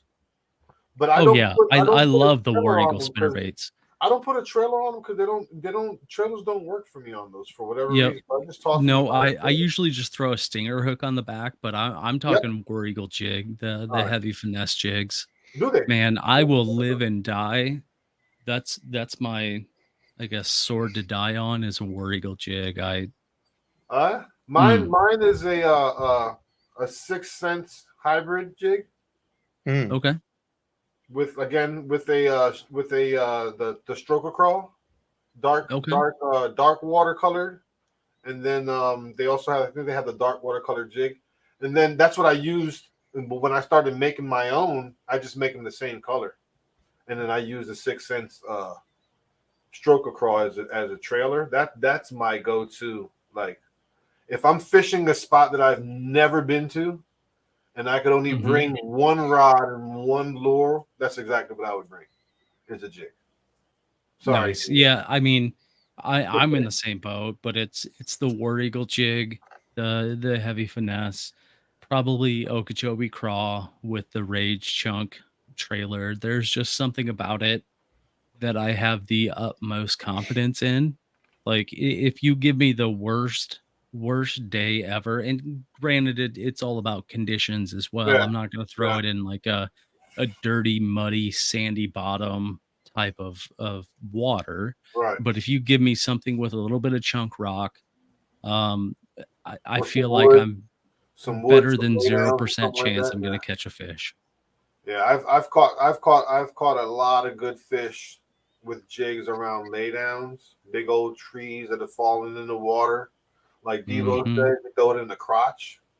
Dude, I've caught so Devo's all about the crotch. dude, he's all about the crotch, and he's right, dude. I've caught so many fish like that, man. Like that Y part, like you come up on a tree. And I'm thinking to myself, dude, if I was a bass, I wouldn't be sitting. I would be sitting right there because there's shade there. You can ambush them. So Yep. I've caught so many good fish like that, man. So many good Don't fish. Like don't that. overlook the crotch. Oh no, never, never, never. I toss to every crotch I run up on. Um, Brendan says, "How long till snow comes?" So actually, I was watching a thing the other day that said they thought that Eesh. we might get a We don't pretty. have to worry about that down here, Yeah, unfortunately. must be Thankfully, nice. We do, thankfully, and it sucks. So thankfully. I'm Hey, sorry. Brennan. But you guys have ice fishing, which I would love to we try. do, and But actually, it's not as it bad. has to be in a hut. I'm not sitting on a bucket on an ice in the element. 100% what I was going to say. It's actually It has not to as be in a bad hut. now that I have my own hut and heater. It has to be in a Not hut. many times I say game changer. It was a game changer. Yeah. You almost got to cut your teeth, though. I don't know how many No, seasons, no, you don't. Dude, no, no. not Yeah. outings, but seasons. I went out with a damn bucket, That's why I hated it. and No, old Johnny sir. had an auger, and we were popping holes just sitting out there. No, sir. No. I'm from up north, and as long as I've been living here in Georgia, I get it all the time. Well, you're from the north. You should be used to the cold. Cold is Hell cold no. no matter where you are, dude. And I I've don't lived like here my whole cold. life and I'm not Man, used to it. I don't You either like like it or cold. hate it. I don't do the cold. I don't. I've even like accidentally stepped in a hole, and I was like hip deep in the water Oh and no, like freezing cold. that would end it for And me. thank God I used to watch Bear Grylls all the time. He said, "Take off your wet clothes and rub snow on yourself." Really? And honestly, Did it work? that worked. It Really? You did worked. that? Yeah, Well, 100%. I took my sock off. I took my boot off. I rolled Man, up I am my bibs. for sure pushing you in this winter. That way I can just get you on YouTube rubbing snow all over your just body. just stop, dropping, rolling in Oh, snow. bro, oh, I'm safe now. Oh, thanks, Bear Grylls. Okay, so Brendan asked, any baits or combos you really want to test before then? Yeah, I did just get in the mail today, actually, the new Daiwa Tatula 100. So that was one that was on my list I've been waiting for since iCast. That's a smaller bait caster. Yeah, it's more for, I'm not going to say finesse stuff, but it's a little bit smaller. Yeah, it's 100 size, and it's better at casting light stuff. Doesn't But take yeah, much to get that spool running. You can throw Yep. lighter bait on it. Right. Yep. Kind of like Yeah, an MGL type thing. Kinda. Yep. Kind of in the Daiwa version. Or Not Daiwa- necessarily yeah, meant that's for the that. Daiwa's version of an MGL. Gotcha. Okay. Yep. Yeah. They've got some there specifically that they've got the SV spools, and you can go down a whole rabbit hole. But just as like a normal kind of mid-priced reel that's good with light stuff. Yeah, I it's a like the good reel for MGLs. That's what I tossed my my jerk baits on, Mm-hmm. because I tossed my jerk baits on 10, maybe 12-pound line. When you get Sure. into that 10-pound fluorocarbon and you start, it likes to Gotta be poof careful. up. Yep. Yeah, like the poof up on you is what I say. Gotta be So careful. you gotta take your time. But that MGL, man, how you can fine tune it, Mm-hmm. I love it. You know what I mean? It does make a difference, especially like today, man. I was out there fighting. Today was a windy day, bro. It was so windy that I Uh-oh. was out there fighting the wind, man. This must be somebody in the homestead there telling on you. Have you seen my wall? Yeah, my wall. That shit. Yeah, that's the wall I was telling you about. It's full of baits that 90% of them should be tossed, but I don't toss them because then if I toss it, then I gotta buy more. So a lot of it is more for me to go look at and just say, hey, I have that bait. I'm gonna toss it one day and catch me a big bass, but I never toss them. I was gonna agree with Yeah, this I didn't comment even. you just posted here. I read. Yeah, I saw that in the beginning and thought about, yep, we need to do that, and then completely got sidetracked. But yeah, thank you to not only you, Ed, Ralph, all the 100%. veterans out there. We absolutely love you guys. So yeah, that's cool to see the medic deal back Oh, there. yeah. What was one? Do you have any like kind of crazy-ish quick story about a medic deal while you were at duty? A lot of my work was done in Walter Reed, so I didn't go. I had no time overseas, which I'm blessed. Mhm. I really did not want to go overseas. I didn't Yeah. have any problem with anybody over there, but I did sign up. So I was lucky enough where I got to replace a lot of the soldiers that were stationed overseas in Walter Reed. So I did a lot of my time in DC, Walter Reed Army Medical Camp. And I was an OR tech. First and foremost, basically I had two jobs in the Army. First job is combat medic. And then my secondary job was operating room specialist, where when the doctor said scalpel, I would give them that scalpel. So I got to see I got to see and do a lot of crazy things, like being able to hold a human heart while it's pumping in your hand. That's not something that a lot of people say they have been able to do. I've done that. You know what I'm saying? I've helped deliver the first. I can't remember what year was it. 2000? Was it the year 2000? I think it was 2000 or 99. In Virginia, we delivered the first baby of the year that year, C-section. The news people came in. It was pretty cool. Yeah, it was pretty cool. The news people came and all that. So, yeah, see, the funny thing is, I could be a vet, and like if it's me or like a quick situation, because like I used to fight, so like Dizzle and I would go to fights, and there was one like you'd see guys come back with like gashes and stuff, and like helping them get stitched up. Like none of that stuff bothered me.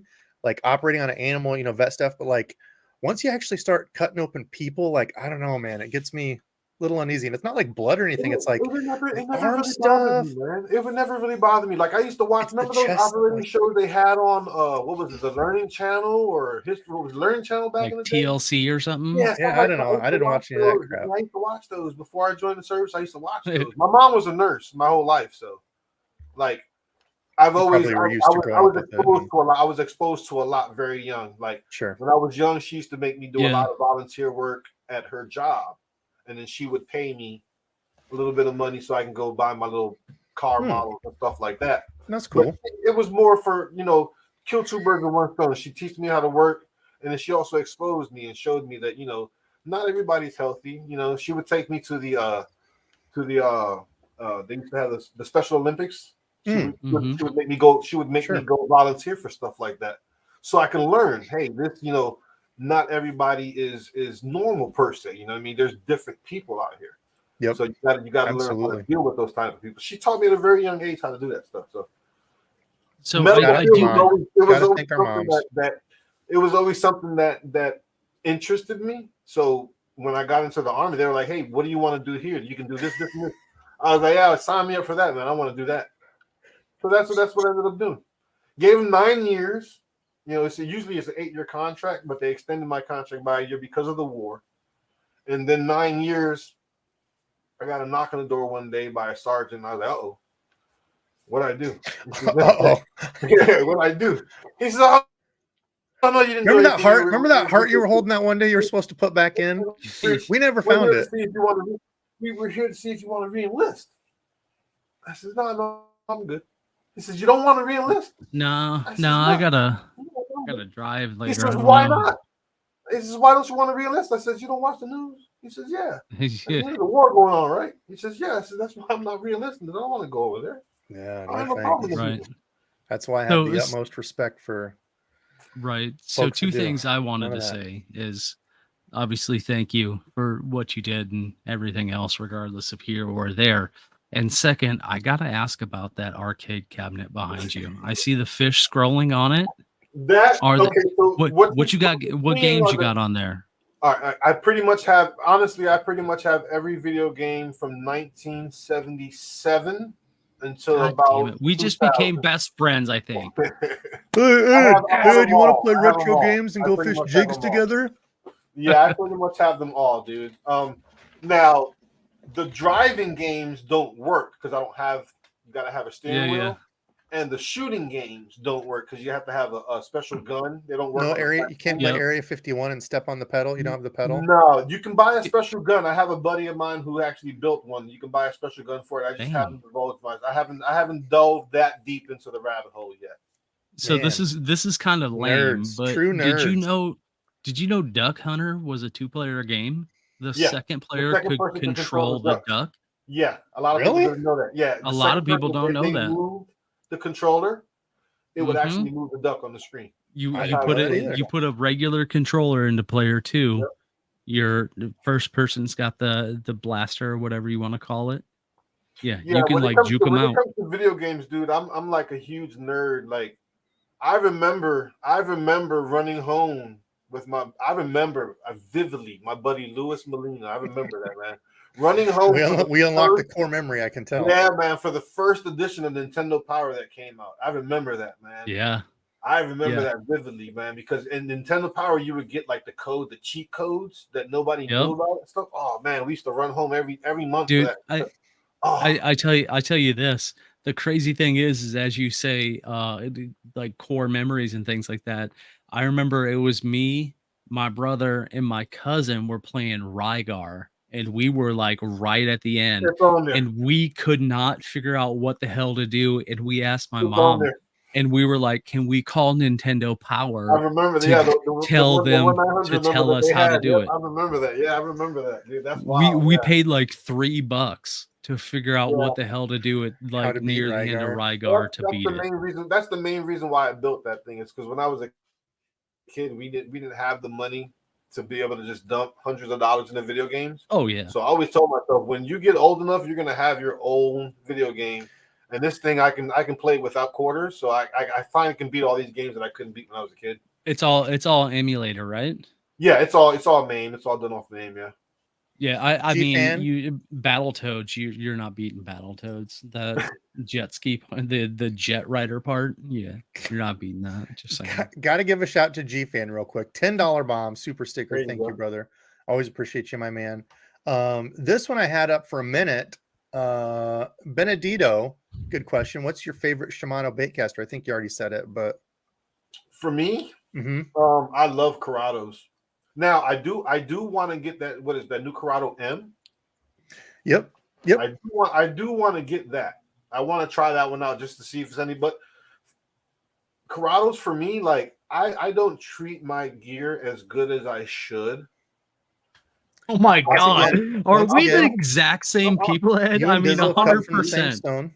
I don't treat it as good as I should. Like I've got fishing guys on. I fish with Slay Nation, small boat vessels, and a lot of the guys when they see me, they're like, "Dude, what are you doing?" I'm like, "What? Just throw it over there, man. just throw it on the boat. Toss it over there, no big deal. They're like, "Nah, man, what are you Don't doing?" step They're made on to it. be used. Right. So Yeah, I mean, you don't abuse. they're You workhorses, don't dude. purposely abuse it, but it's like you No, use I it don't normal. purposely. Yeah, I don't purposely mishandle it, but I also don't baby them. Yep, You know what I mean? that's a good way to put it. After I catch a fish, I've watched people that'll gently put their after I catch a fish, my thought is on the fish. I'm just throwing the rod on the deck type thing. You know what I mean? I've been so many islets, you know what I mean, doing stuff like that. But the corrals for me have been very forgiving with that. Like I don't maintain them as good as I should. And I've learned, like Debo said, if you take care of them at a minimum once a year, like now, I got my last tournament coming up next week. After that, a lot of these guys I'll be taking inside, greasing them up, stuff like that. They won't get touched until next year. When I pull them out next year, they'll be just fine, ready to go. Now, some of them, because I use them that much, halfway through the year, I may have to put some more grease on it, some more oil and stuff like that, because it's sounding a little grindy or stuff like, a little gritty. But Right. for the most part, like, they're workhorses, man. Okuma, those have lasted me years, man. And they're not expensive. I used to get them out of Dick's for like $30 or $40 a reel, and I still have Okumas that I've ignored them for years, and can still pull them out. Drag is still good on it, still good to go. I use them on the river, no problem. It's one of those, if you lose it, I really don't care too much about it because it only cost me $30. Right. Yeah, But same thing for like Kratos. I mean, some of the old Kratos, Kratos E. I mean, I've got some of the old ones that still are. Oh yeah, man. If you take care of them, they'll last forever. In my opinion. One more here. Here's a good one. Basilisk Chat question: thoughts on using saltwater soft plastics, and I would say even some hard water baits for freshwater. Definitely. The color, especially in dingier water, a lot of those saltwater plastics have the brighter colors to them. And the fish don't really care that it's a shrimp. They don't. As a matter of fact, you may get looks more very crawfish like. They've never seen a shrimp before. Yep. So they're looking at it. You got to remember, a bass. The way that I look at it is, a bass doesn't have hands. So when they're checking something out, they use their mouth. So if it's something that they've never seen, a color that they've never seen, a shape that they've never seen, they're gonna probably come up to it and bite it. And then if it tastes horrible or whatever, they'll spit it out real quick. But if you can feel that bite, set the hook and you got them. You know what I mean? Well, so much of it too is just a reaction. You talk about a reaction strike, and it could be. I mean, listen, we've got poop lures, we've got marlin caught fish on a piece of wood, like literally a block of wood. Dude, so much of it's just the action, and they just. Where I caught a fish on nothing but a hook. I dropped the rod in my lake, and I went back the next day to try to see if I could snag it. And as I'm dragging the hook, it started. I was like, "Do I have a fish?" It was nothing but a hook, 3.5 pound bass that I didn't snag him. He actually bit the hook and put it in his mouth, and I set the hook. Must have had some minor residue on it. Like I said, it was probably because I was dragging it and he saw it, and it was just like, I don't know what that just is. reacted. Let me see what it is. Let me touch it, and he picked it up with his mouth. So. 505 fishing. I can't disagree with you there. My guilty pleasure, 100% is the Daiwa Zillion. I do have Daiwas. I do like Daiwas. Daiwas has some good stuff. My pitching and flipping rod is a Daiwa. Like by far, that by far is one of my best reels. Fishing people. Matt has a very good point here. Said I'm a Daiwa guy myself, and you hear this. I'm a blank guy. Myself. That's the reason I never bought Shimano's for the longest time. I'm a Shimano guy, and it was like these pretentious rich pricks like around us that would fish. Hi, Stubby Dog. But like in fishing, man, it is pillow time. Oh, pillar time. No, Tom got his bed over there. He loves his bed. Hey, go lay down in your bed. Go lay down in your bed. I've got a little bit of everything. I've got Shimano's, I've got Daiwa, I've got Okuma, I've got Luz, I've got that no-name brand stuff that you get off Wish. I've got all kinds. I'm not prejudiced when it comes to, what, for me, it's cost. That was good. That for me, that's what. Am I going to get this now or later? Is how much it costs, not the name of it. For me, it's always been price first, and then once I was able to get into a little bit of more of the pricier stuff, that's when I learned that you're getting what you pay for on some of this stuff, like some of the rods, like the sensitivity. The thing is how far gear has come. Like, back in the day, I'm thinking, 20, 30 years ago, like you had to get a really good, I'm not going to say really good, but you definitely had to spend more money to get a good bait caster. Like some of them are still frustrating. Some of them would have like just crap breaks that were unbearable. Some of them, like the drag was non-existent, they were still tinkering with stuff and you have to go higher up. Now you can get a $100 reel that was like a $300 reel, back in the day. What has come further over the years? Is it the reel or is it the rod? I think the reel. Rod for sure. You think rod? I think rod. With all that they can pack into a rod now for sensitive, like you have to think back in the day, glass rods were a big deal. Right. and short rods were a big deal. Like you wanted anything over a 6'8", 6'10", 6'6" was your 6'6". Back money then, zone. Yeah, You're right, nothing. And yeah. now you can get into the graphite. They've got all the different types of carbon graphite blank mixes So I got because 6-foot poles for crappie. yep. Yeah. And Mm-hmm. I personally think that has come now as far as like usability.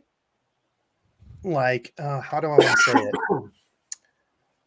I don't even know how I would break that down. Like as far as like sensitivity and weight and stuff, I think rods have definitely jumped.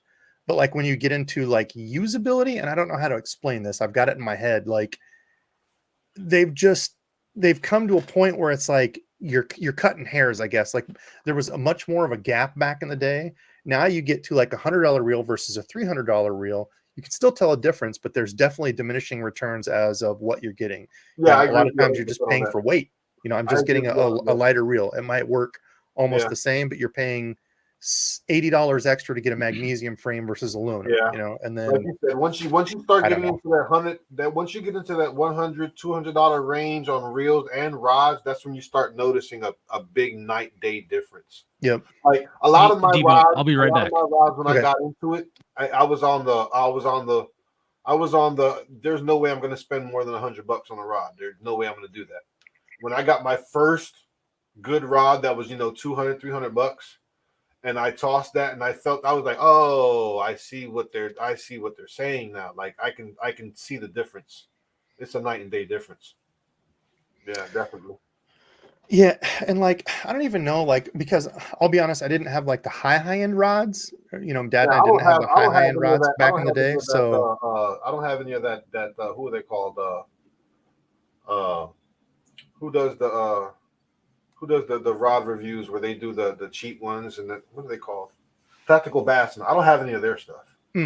Well, the thing is, I guess what I would say is like, especially the budget stuff, like you're saying, like you get into the $100 stuff, and even now you can tell a difference from like a $40 rod. A lot of them, I should say, a $40 rod to like $150 rod. Yeah. Compare that to like 30 years ago, take a $100 rod from then versus a $100 rod now, night and day difference. Right. Oh yeah. But, yeah.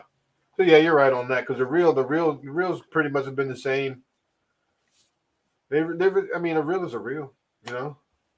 Speeds have changed on them. I know that. I remember back in the day, 7.1 was unheard of.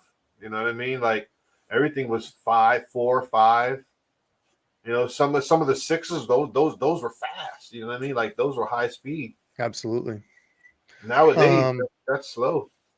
Let's see, 2 here real quick. Cooler Lid member, and thank you for all the members. I didn't shout out all you guys and gals at the beginning. Thank you for the members who continue to support me on a monthly basis. Appreciate the heck out of y'all. What's up, Fishing Fam? Cooler Lid, what is up with the sweet yak looking deal there? Somebody else said too that because you fished the Slay Nation thing, Dersh, good guy who always usually jumps on. I think he fishes, works the night shift, so he's kind of on or off. But he won the Slay Nation up in his area. I forget where's that. I'm working on Angler of the Year for Georgia this year. Hell yeah, dude, that's awesome. All I really have to do is all I got to do from if everything goes properly, if I show up to the next one and catch some good fish, I should be good to go. Well, good luck on that. We hope you do. We'll take a couple more questions here, then we're going to get out. We've been going for an hour and 38. Time always flies on these. These are fun. Fast, dude. I don't know. Is this a friend in the house? Is this Mrs. Munoz? That's my wife. Yeah, that's my wife. Describe your favorite setups. This is a good one. Let's end on this one, and then we'll give everybody a recap now. So, Ed, where can people find you if they want to go give you a follow? Be nice. I am on pretty much all the on all the social media platforms. I'm on TikTok, Gone Fishing with Ed. I'm on Instagram, Gone Fishing with Ed. I'm on Facebook, Gone Fishing with Ed. I'm on YouTube, Gone Fishing with Ed. All one word. I'm on all the platforms. Real easy.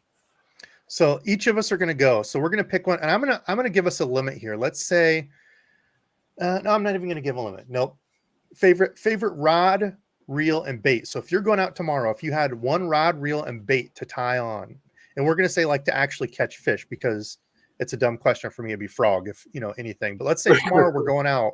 What's going to be your favorite rod, reel, and bait setup? Right now, for me, My go-to, like when I'm getting all my stuff ready, the first one that I know is going to go on the boat, whether I use it or not, I know it's going on the boat, is my Shimano Corrado 200 with the Corrado rod. It's a 7-foot rod, I think, medium heavy. No, heavy.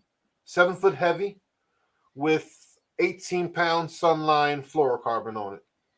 What lure? 6th Sense hybrid jig. Oh, okay. Yep. You and Dizzle. With a 6th Sense crawl, stroker crawl. I do like those. I had a couple packs of those. That's what I was looking when you mentioned that earlier. Let me show you the one that I use all the time. This is my go-to. Because I think you said it was the dark water bug, and it's like a black, blue, purple.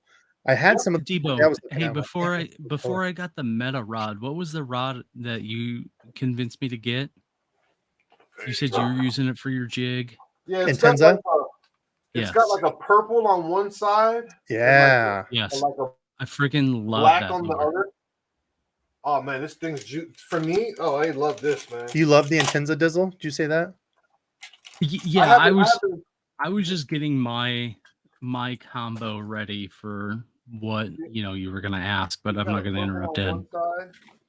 And then it's got like a black on the other side, so you can choose Yes. what side you want. I usually flip it around, depending on how I feel that day. But you said the Intenza? Those are good. Yeah, ones. so That's my combo is gonna be I think it's like a 7.4 Intenza heavy with Shimano Corrado DC. I've fallen full on in love with the DC versus just the regular Corrado. And why do you think that is? That's interesting because you're obviously very well versed with the bait caster. It's not like you need the help or anything. Yeah. What is it? Just like windy conditions you feel like, or like you I can be a feel little less like wind for me? I know exactly what it is. Thumb. Dizzle is a guy who casts and never thumbs. Is that why? Hardly ever thumb. Does he give the thumbs up all the time? Always. Pretty much, yeah. Rarely do I ever use my thumb. I want to set my bait caster where I don't have to thumb it. So I'm not getting the distance like Debo does because Debo is all about the thumbing. I don't necessarily.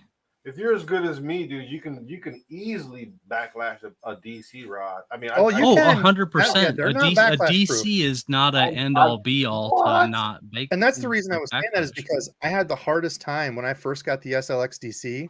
I kept wanting to thumb it, and it messes with it. Yeah. So they actually work better if you cast it and don't let the spool and everything do its own deal. Once you get the spool tension set, let it do its own deal. And it's happened for me when I'm really cold, my hands don't do too well. So I've gone out literally first cast. I use DCs for crankbaits and spinnerbaits because for whatever reason, those two baits, when I cast them out, they'll catch the wind, and I backlash all the time on them. So for me, it has worked perfectly. My crankbait rod is a DC. It's a Shimano, just a regular SLS DC. And then my spinnerbait is a Corrado DC. And it's more for when I cast out, if I do hit that wind. That's the one thing they definitely are really handy in wind. Yeah, it's more. I would say my crank is a 13 fishing Concept C. Concept C on a pretty nice St. Croix Avid. Was it the Avid X rod? Super nice combo. I hardly ever use it, which really bums me out. But yeah, I don't have any problem with any type of backlashes when it comes with that Concept C. But any of the DCs that I have, DC is not an end all be all when it comes to backlashing. You still have to know when you can and when you can't use it, Ooh, Michael Bradley, good point. My favorite combo is the one in my hand. Yeah, I don't think I can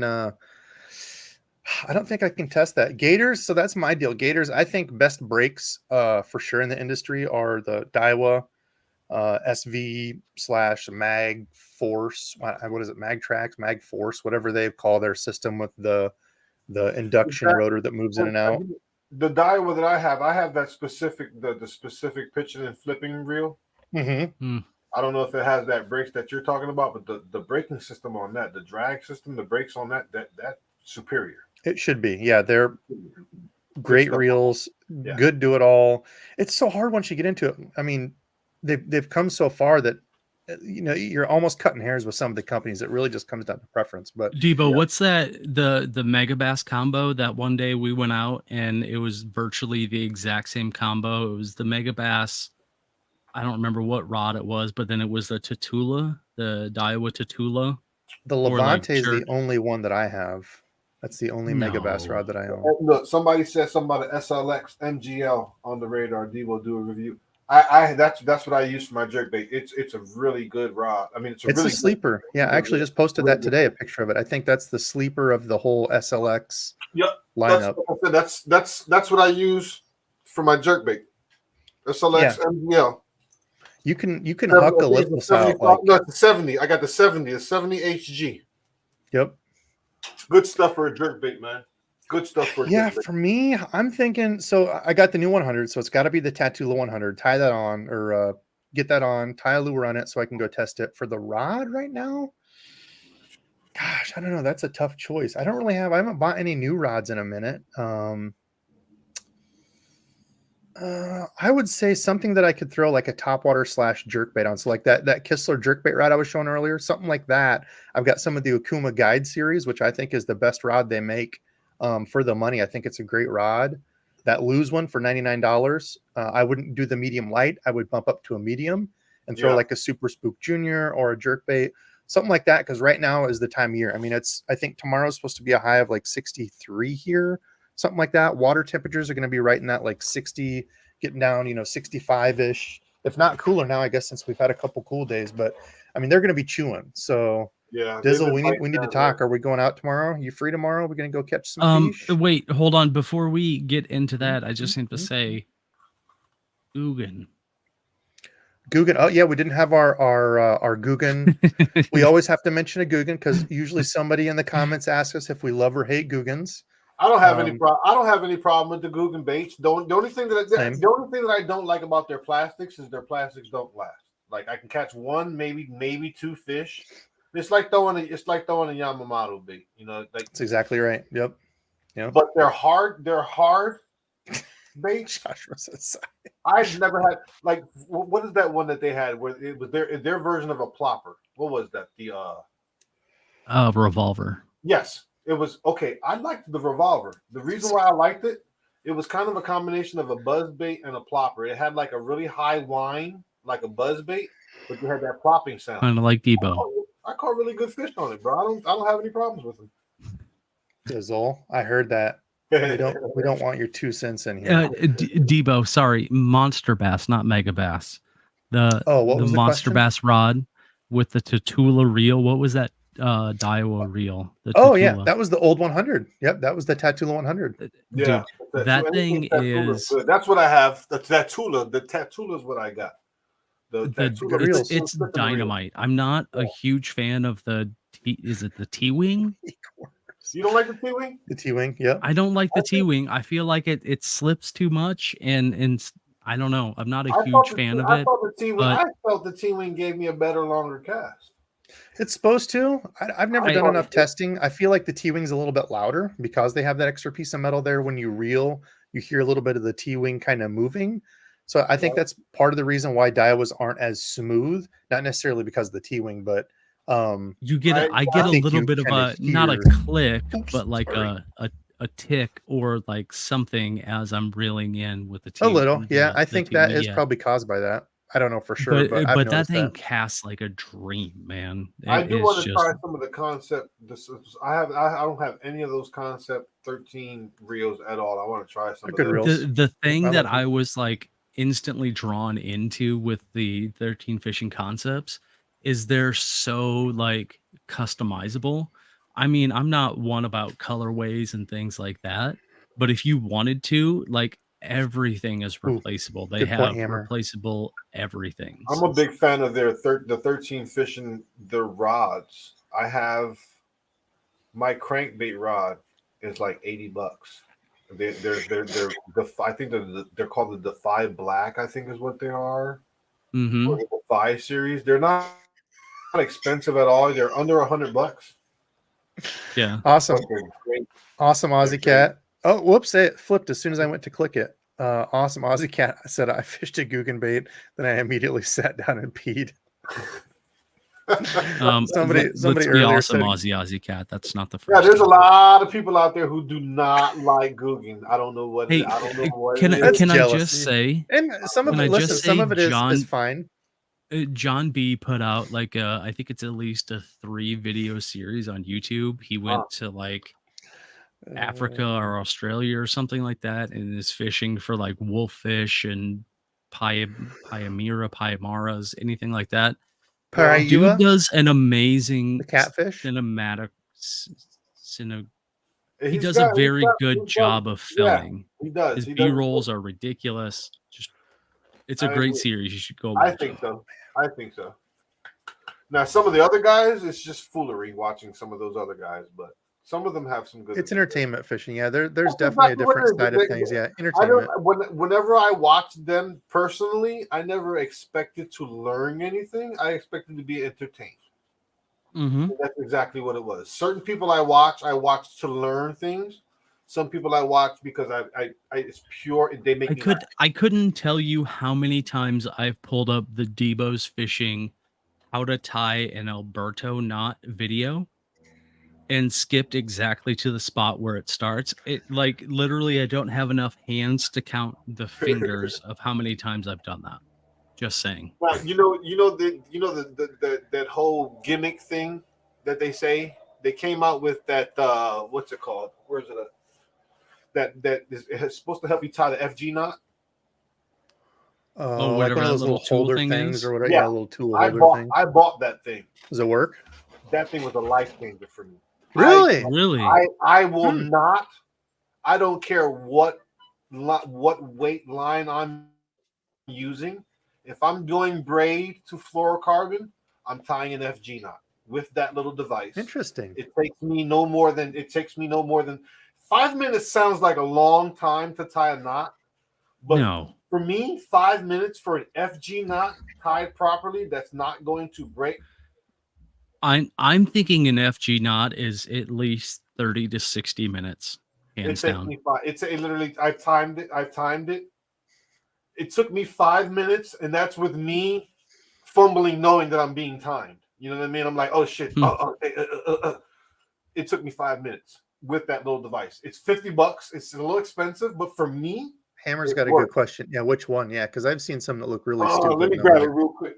there's no way this thing works. Yeah, for me it's the Alberto. Yeah, Mike, I agree. It takes a lot, but it is the smoothest knot that I've used. Like if you do I always do braid to a leader for my spinning stuff. It's definitely the smoothest, and I'll preach the Alberto all day long, just like Awesome Aussie. You know what it's really, really good for? Those rods that have those small eyelets. Micro guides, absolutely. Yeah. So this is what I use. This little thing here. It is the I don't even know the name. Is even that? Looks like a release for your bow. The knot It does. 2.0. What is it? Here, hold on. Let me enlarge it here. Knot Assist 2.0. It came. I think it's JDM. I think it's some JDM stuff. But in a nutshell, you put your braid through here. It's got these little clips that'll hold the line. You put your braid through there, and then this will hold your fluorocarbon.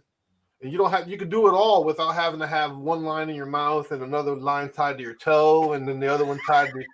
You don't have to do all that. You need 3 or 4 buddies to show up and help Shetland pony pulling out the spool exactly. for you. You don't have to do all that, man. Like if go online and just look it up, the Knot Assist 2.0. Check out the videos that they have on YouTube on how to use it.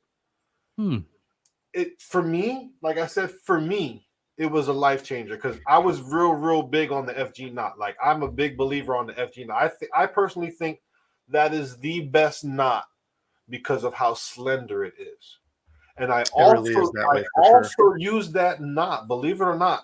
I will use that knot on my reel when I'm using backing, like when I use mono backing, because I don't want to use a whole bunch of braid.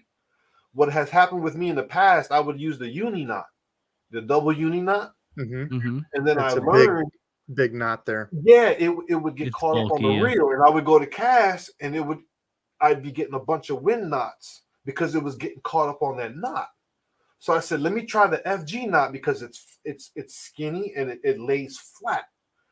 Ever since then, I've had no problems, and I refuse to use any other knot.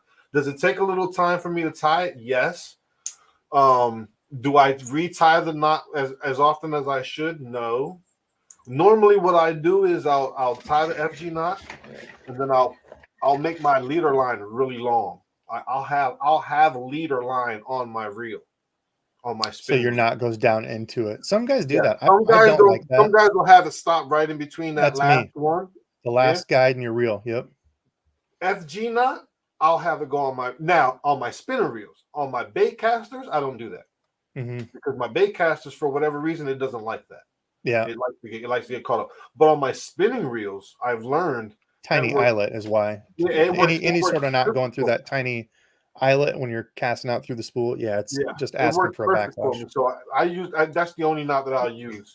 If I'm in a bind, like if I don't have this, or if I'm just in a really big rush or something, I'll use the Alberto knot. That's my favorite. I can do it with my eyes closed, less than a minute. Don't out. The only thing about that one is the leader, the fluorocarbon leader, sticks out at the end, even if you cut it super close. Yep. So you're gonna get a little tick at the tip sometimes as it goes through. But if once you get over that, like I don't really give a damn. It's like that was the reason. That right there was the reason why I started tying the FG knot.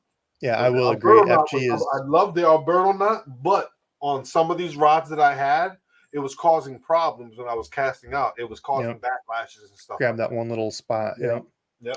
Upscale. How cool is this, though? We were just talking about this. Upscale said, John B. caught 2 wolffish on my upscale bucktail. Wow. I sent him 2 years ago in episode 2 of the Amazon. Start the vid at 8:33.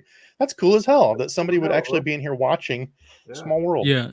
As we were just talking the crazy thing is and you know, it's weird for me to say, but as I was watching it, he was having issues catching or keeping a fish pinned with a spinner bait. And the entire time I'm thinking you need to throw something with like a treble hook because, I mean, the more hooks up in the face versus a spinner bait's going to be better. Now, you know what else you taught me, Debo? To put some mono on my braid top water. So it sticks out? Yeah, man. That was a life changer for me. I used to sit out there and curse because the braid would constantly get caught up. And I'm like, this makes no sense, man. Like, I don't see other people having this problem. Then I saw your video where you were like, oh, yeah, you just put a little bit of mono, just a short little mono leader on the front of it. And that line is stiffer. Yep. You know, I'll put 15, 50, sometimes 15-pound line, something a little stiff. That's been a game changer for me too, man. Yeah, what Ed's talking about is like if let's say this is a topwater walking bait, and if you go straight braid to it, because that braid's so limp, oftentimes as you're working it, it'll get caught up under it and in your hooks. Yeah, man. If you use just like a short little like 12, 14-pound leader of mono, and it only has to be like a couple feet. Yep. It's stiffer, so it'll stick out, floats a little bit better, so you don't get it caught up as you're walking. Does it still get caught up every once in a while? Yeah, but nowhere near as much as when it was just straight braid. Yeah. Does when you were watching that, did John B have a buddy loosen his drag? Yeah, Hammer. A number of people have brought up, good points about that. That's why I don't like micro guides. If you use leaders, they don't play well with it. T-wing, if you have any sort of knot that goes down into the reel. Yeah, T-wing, you can't do that because some guys like that. Not at all. No knot. I don't care what knot you're using. It ain't going through that T-wing. Tick. Oh my gosh, a tick at the tip sounds horrible. Oof, yeah. I don't want ticks anywhere. I just have to bring this up again, Debo. You remember that time we were on a live with the Burley Boys and you were just doing something and all of a sudden you're like, brr, brr, and a tick fell off of your face?